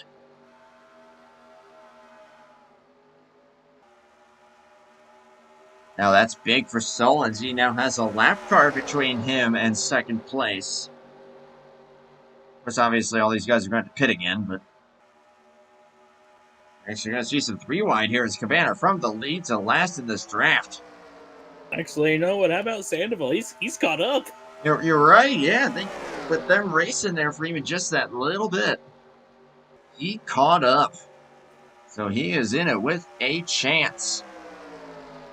That got pretty racy there. I wonder if that's going to open the door at all for that second pack. That second group, 6 seconds. That's a lot. Oh! Greg Palmer cutting off the 63. Yeah, we're getting racy. Goodness.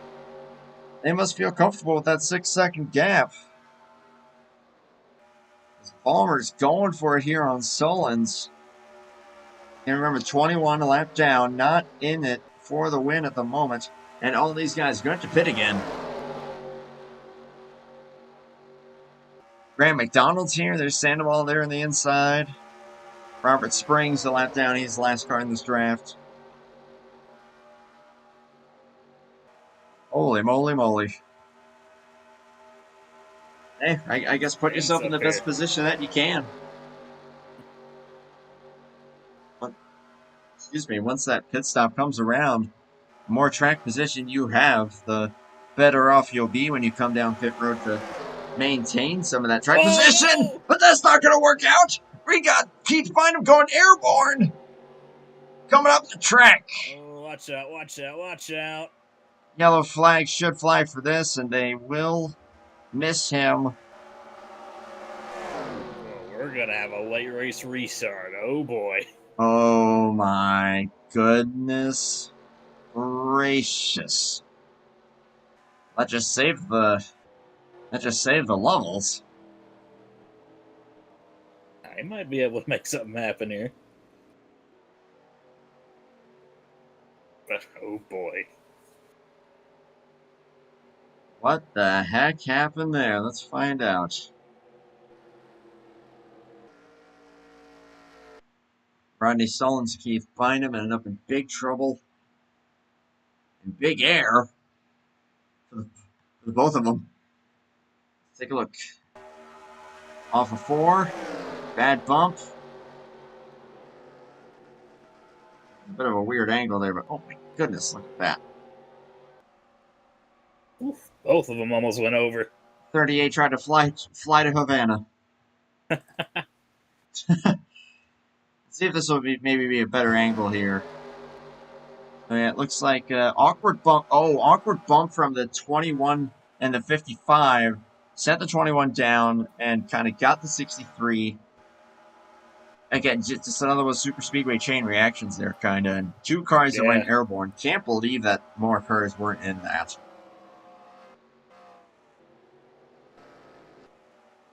Yeah, that's going to be a rough time making up some position there. Am I seeing this, or has everybody stayed out? Got some cars coming down the pit lane. Yeah, some guys toward the back there. Yeah, it's pretty much just guys that were involved. Everybody else has stayed out here. I guess they were. These guys are only about a lap or so short, maybe. But it goes to show what I know about 3X. Hey, enough caution laps, and obviously these cautions are admittedly pretty long, so just keep it in high gear and on the clutch. That's what a lot of these guys are doing, it looks like. I would say that you would easily get at least a lap, maybe even a lap and a half out of a caution like this. That might be all they need. A lot of guys in second gear, some guys even in 4. I think these guys are going to try to save enough. Evidently. Oh, it's getting late. This has been a fantastic race here in Talladega. Talladega Primetime. Prime Talatime Dega. There you go. Perfect. Perfect. Once again, thank you, Caleb, for hopping on board kind of last minute for this one. It's been an honor and pleasure so far, and we'll probably have about 5 or so laps to go in the restart, and this is, oh lordy. Oh lordy. That's all I can say. Oh lordy. These lap cars must make the mandatory trip down pit road here, second time around, to get out of the way of the leaders. Greg Palmer, the race leader. It's Ken Roberts in second, looking for some redemption if the engine holds. Graham McDonald third, Ulysses Sandoval fourth, and Josh Slocum. He has not left this top 5, 6, 7 this entire race. That Buffalo Bills machine is looking very, very strong. Don't know if I could say the same about the Bills, or maybe I can. I don't know. I don't follow football that closely. All I know is someone in the Eagles in the Eagles game spit on someone else and got ejected after the first play. And I only know that because some coworkers were very much into that.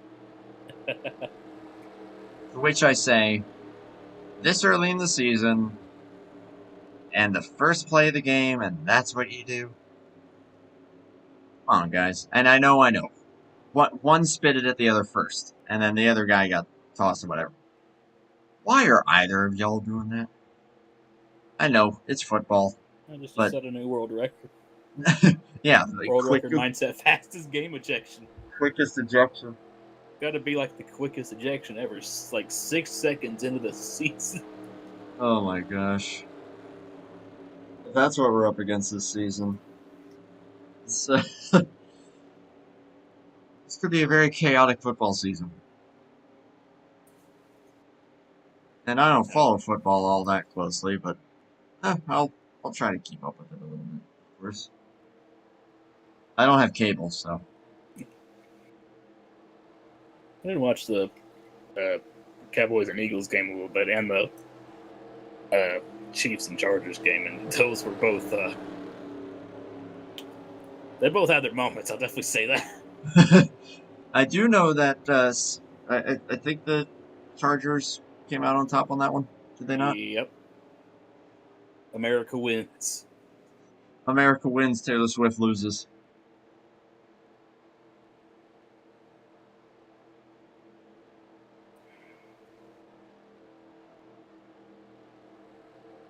Heck, I'm going to be real here and just say that I'm more into the fact that AJ Lee just returned to WWE. Excuse me?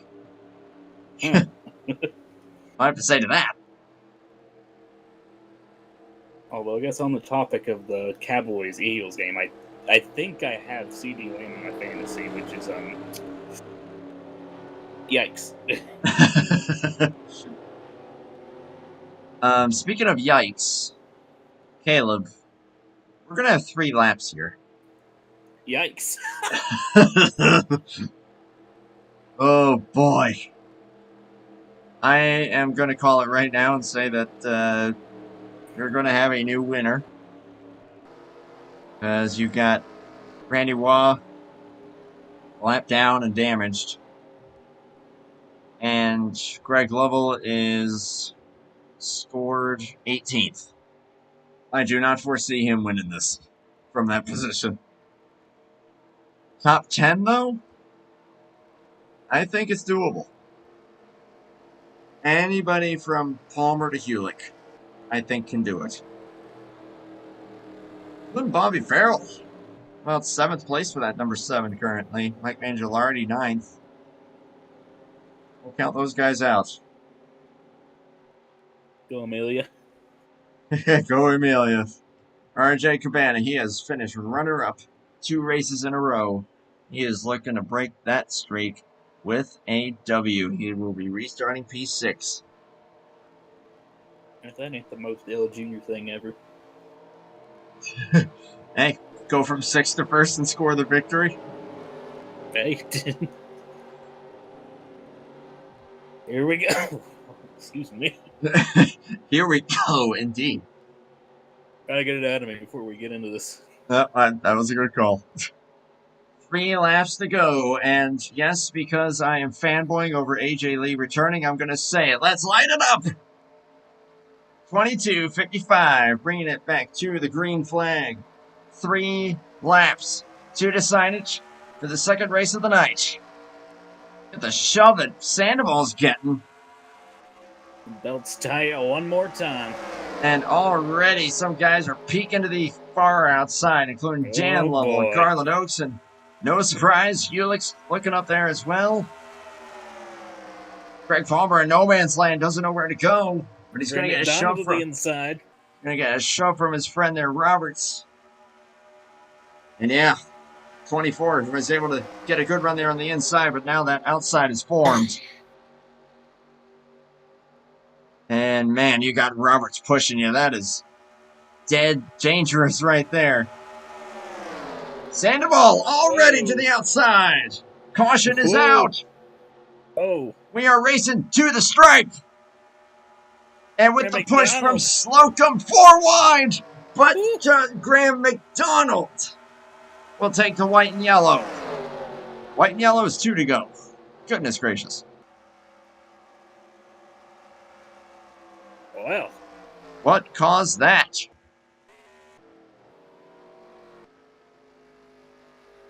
Something involving Gary Heiser, it looks like, perhaps. I think he may have a flat tire. Robert Greenlove is way back. And damage on the 21. Something toward the rear of the field. May have transpired here. Let's find out. We totally didn't even see it. Oh, Greg Lovell. Uh-oh. Turns 3 and 4. Oh, boy. Let's get up to Breedlove here. Go just a little further. Oh, yeah. It's just, yep, got turned there as they kind of ended up in an awkward spot. Oh, my goodness. Gary Heiser. Just see him just flying through there. Yeah, ultimately, Breedlove and the Wah are going to end up with the worst of that. And that will end the race under yellow. Yeah, it looked like Breedlove was kind of debating about just checking up and stick with Donnie Cameron or going up high.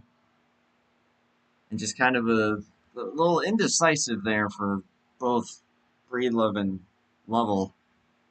Unfortunately, ended up getting them both in trouble. Let's take a look at that finish again. So after that all transpired back there, at this point the caution is out, so it's race on, and that's why Sandoval makes the move that he does. Lovell goes, Craig Palmer goes up to block, and then they end up 4 wide at the finish. And a big push there from the 2 of Slocum is going to get Graham McDonald the race victory in the 24. And major credit due to Slocum. Like I said, he kept it up there the entire race and will emerge second. Great effort there out of a guy who did not make it last week. That'll be a P2 run for the 2. And Greg Palmer will emerge P3. To restart in there in first position, but still, it's going to be a great effort out of that 22. And wonderful finish there for Bobby Farrell. Going to finish 4th place, and Ken Roberts, at least a little bit of redemption from the first race, will emerge with a P5. And RJ Cabana did not go from 6th to 1st, he stayed 6th.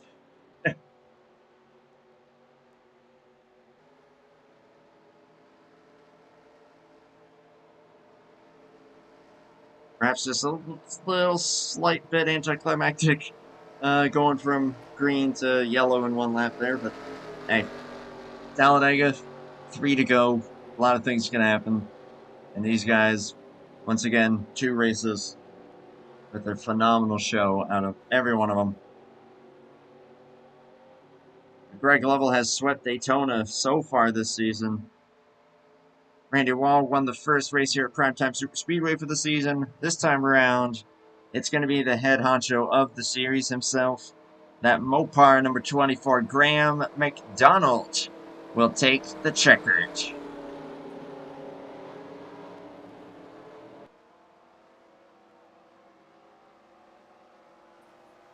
First win of the season. What a pair of races indeed. That's some good stuff there. Hey, we got him 4 wide coming to the yellow flag there. That's pretty sick. And that had some great racing in it tonight here, and the green flag pit stops in both races was kind of a mark that a lot of leagues try to hold, is getting to green flag pit stops. We were able to do that here tonight in both races, so awesome stuff for both of them. Thank you, Brian and chat, for all your kind words tonight. And hopefully we'll see you at Hobo on Tuesday night. Of course, we'll get a word with our top 3 then before we wrap it up for the evening. First, we'll let Graham McDonald burn it down, if he so chooses.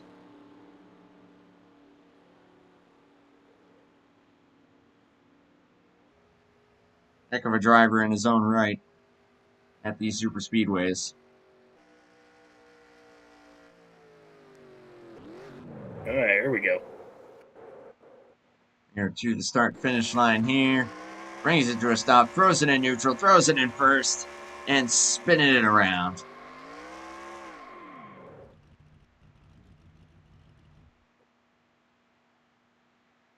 Short and sweet. I can respect that.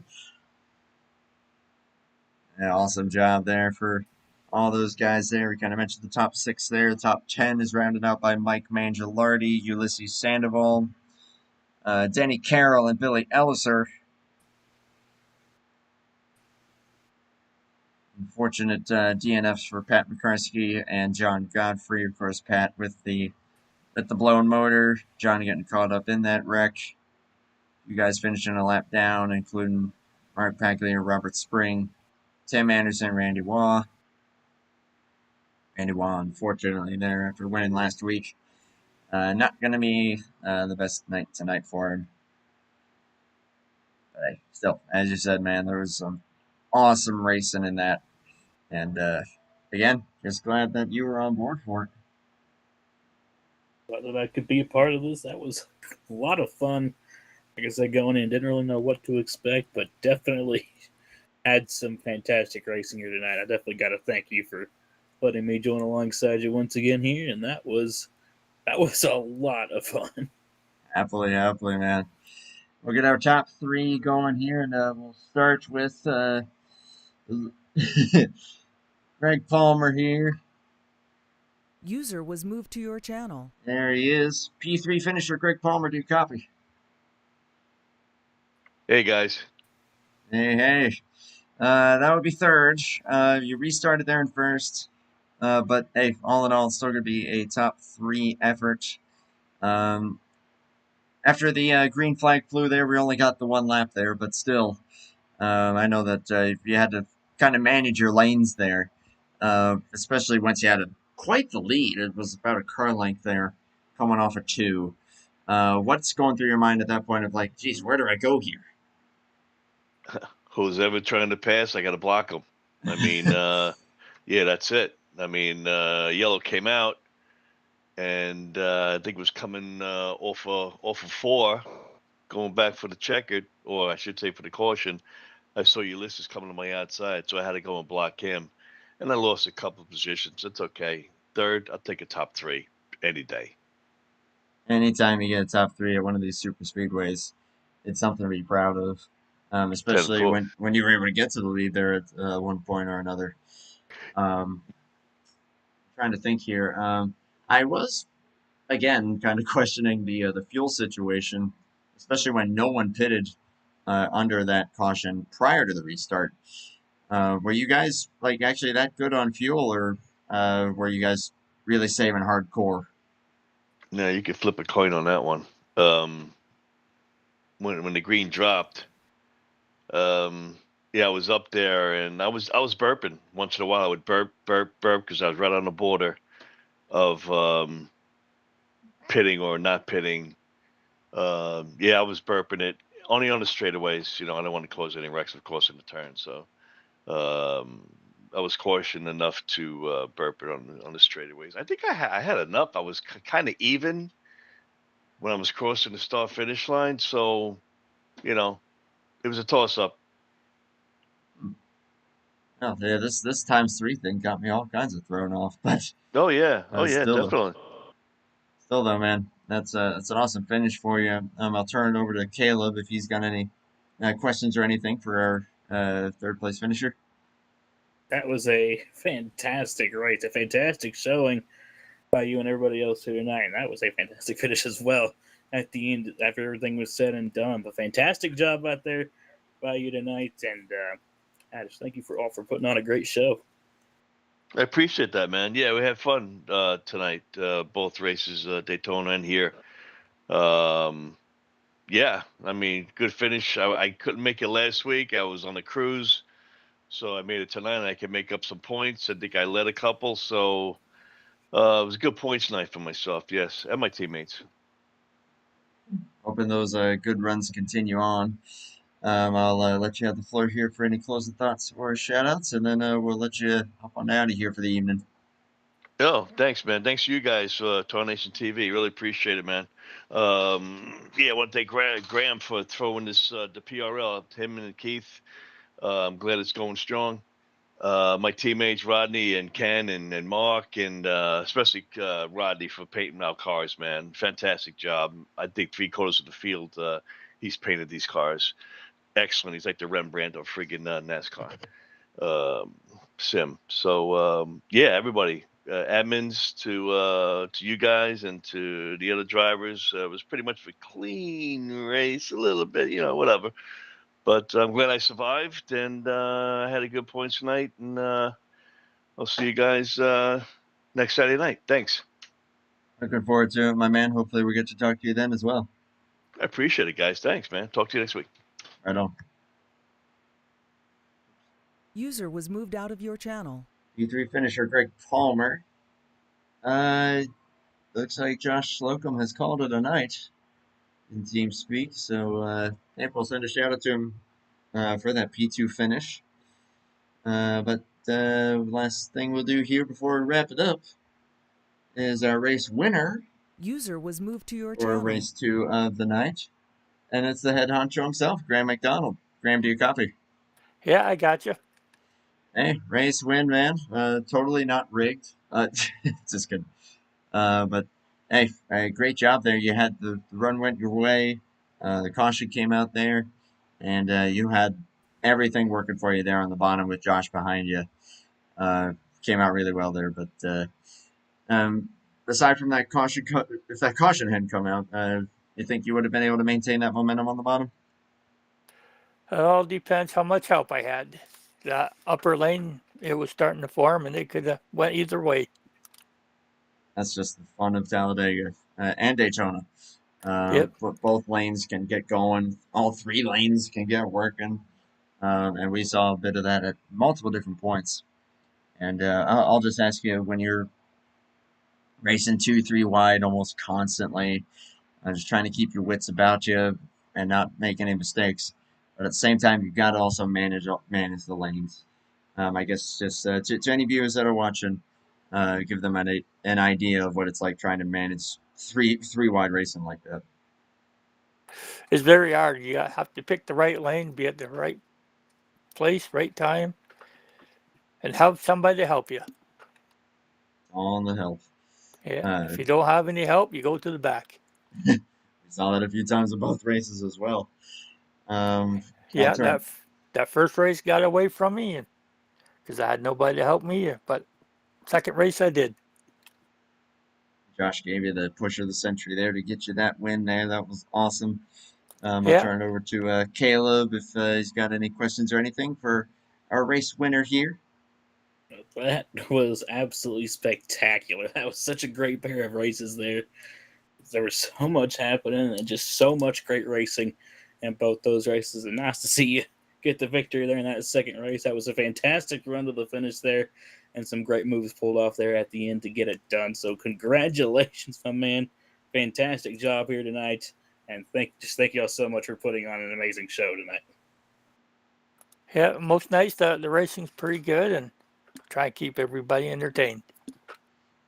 You certainly did that for both myself and Caleb tonight, and I'm sure to whoever was watching tonight, you guys definitely pulled that off, and I'm looking forward to continuing coverage in a few weeks. We're going to be obviously out for a few weeks for what I've got going on, and then the special events that are going on, some Saturday nights coming up here, which I already mentioned earlier on.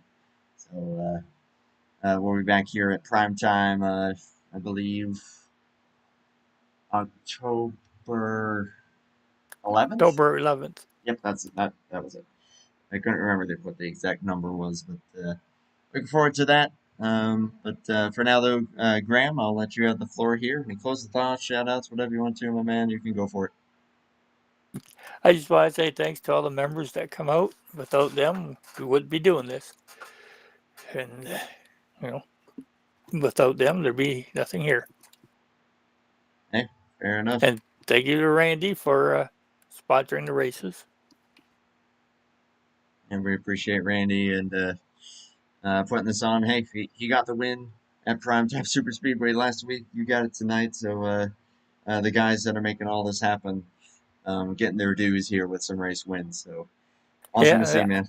I guess we got to give a shout out to Corey, too, because he likes to watch these races. Oh, yeah. How could we forget about Corey? Yeah, man. Hopefully you got to see that, too. Sorry, things didn't go too well for the 21 tonight. But Hey, hope that Yeah. you still had a good time. Yeah, there's always next week. Always next week, indeed. Thank you, Graham, for what you do and for putting this on. And we look forward to hopefully talking to you again soon at the next broadcast. Yeah, see you in October. Right on. User was moved Put out him of in your the channel. put him in the review lounge there. I also just realized that I said to Greg, "Hey, hopefully we'll get to talk to you next week." That's not going to happen because I won't be able to do the race, at least as far as I know. So that's a bit awkward, but that's okay. It's late, and obviously I am getting to a point now where I am fumbling all of my sentences. So I'm not going to keep everybody here too much longer. I'll just turn it over to Caleb for his closing thoughts on what we got to see tonight. Caleb, go for it. Like I said, that was a fantastic pair of races. Both saw a lot of great racing and some action and two great finishes as well to top it off. They may have both ended under caution, but still, thought that counts. And that was some spectacular racing that we saw tonight, and some spectacular stories as well. And yeah, just again, I gotta thank you so much for letting me come up here in the booth for that one. That was a lot of fun, and definitely can't wait to see what the future has in store as well.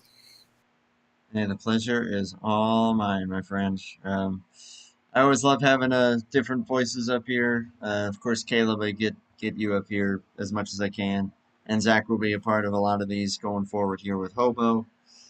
But otherwise, bringing different voices in, giving everybody a chance to be heard, and just kind of bring something different. Kind of keep some variety. That's what I'm hoping to do going forward. So to anybody who is watching this who is interested, certainly let me know, and I'll try to see what I can try to work out. So until Tuesday, though, that will be our next broadcast, the Milwaukee Mile for Hobo, and then the 14th on 14th of September will be Portland for Fast. Looking forward to bringing you guys coverage of those. Until then, though, I'm going to go ahead and get some rest. Thank you to Caleb again. Congrats to both Greg Lovell and Graham McDonald on their wins tonight. We will see you all in a couple days. Take care, and bye for now.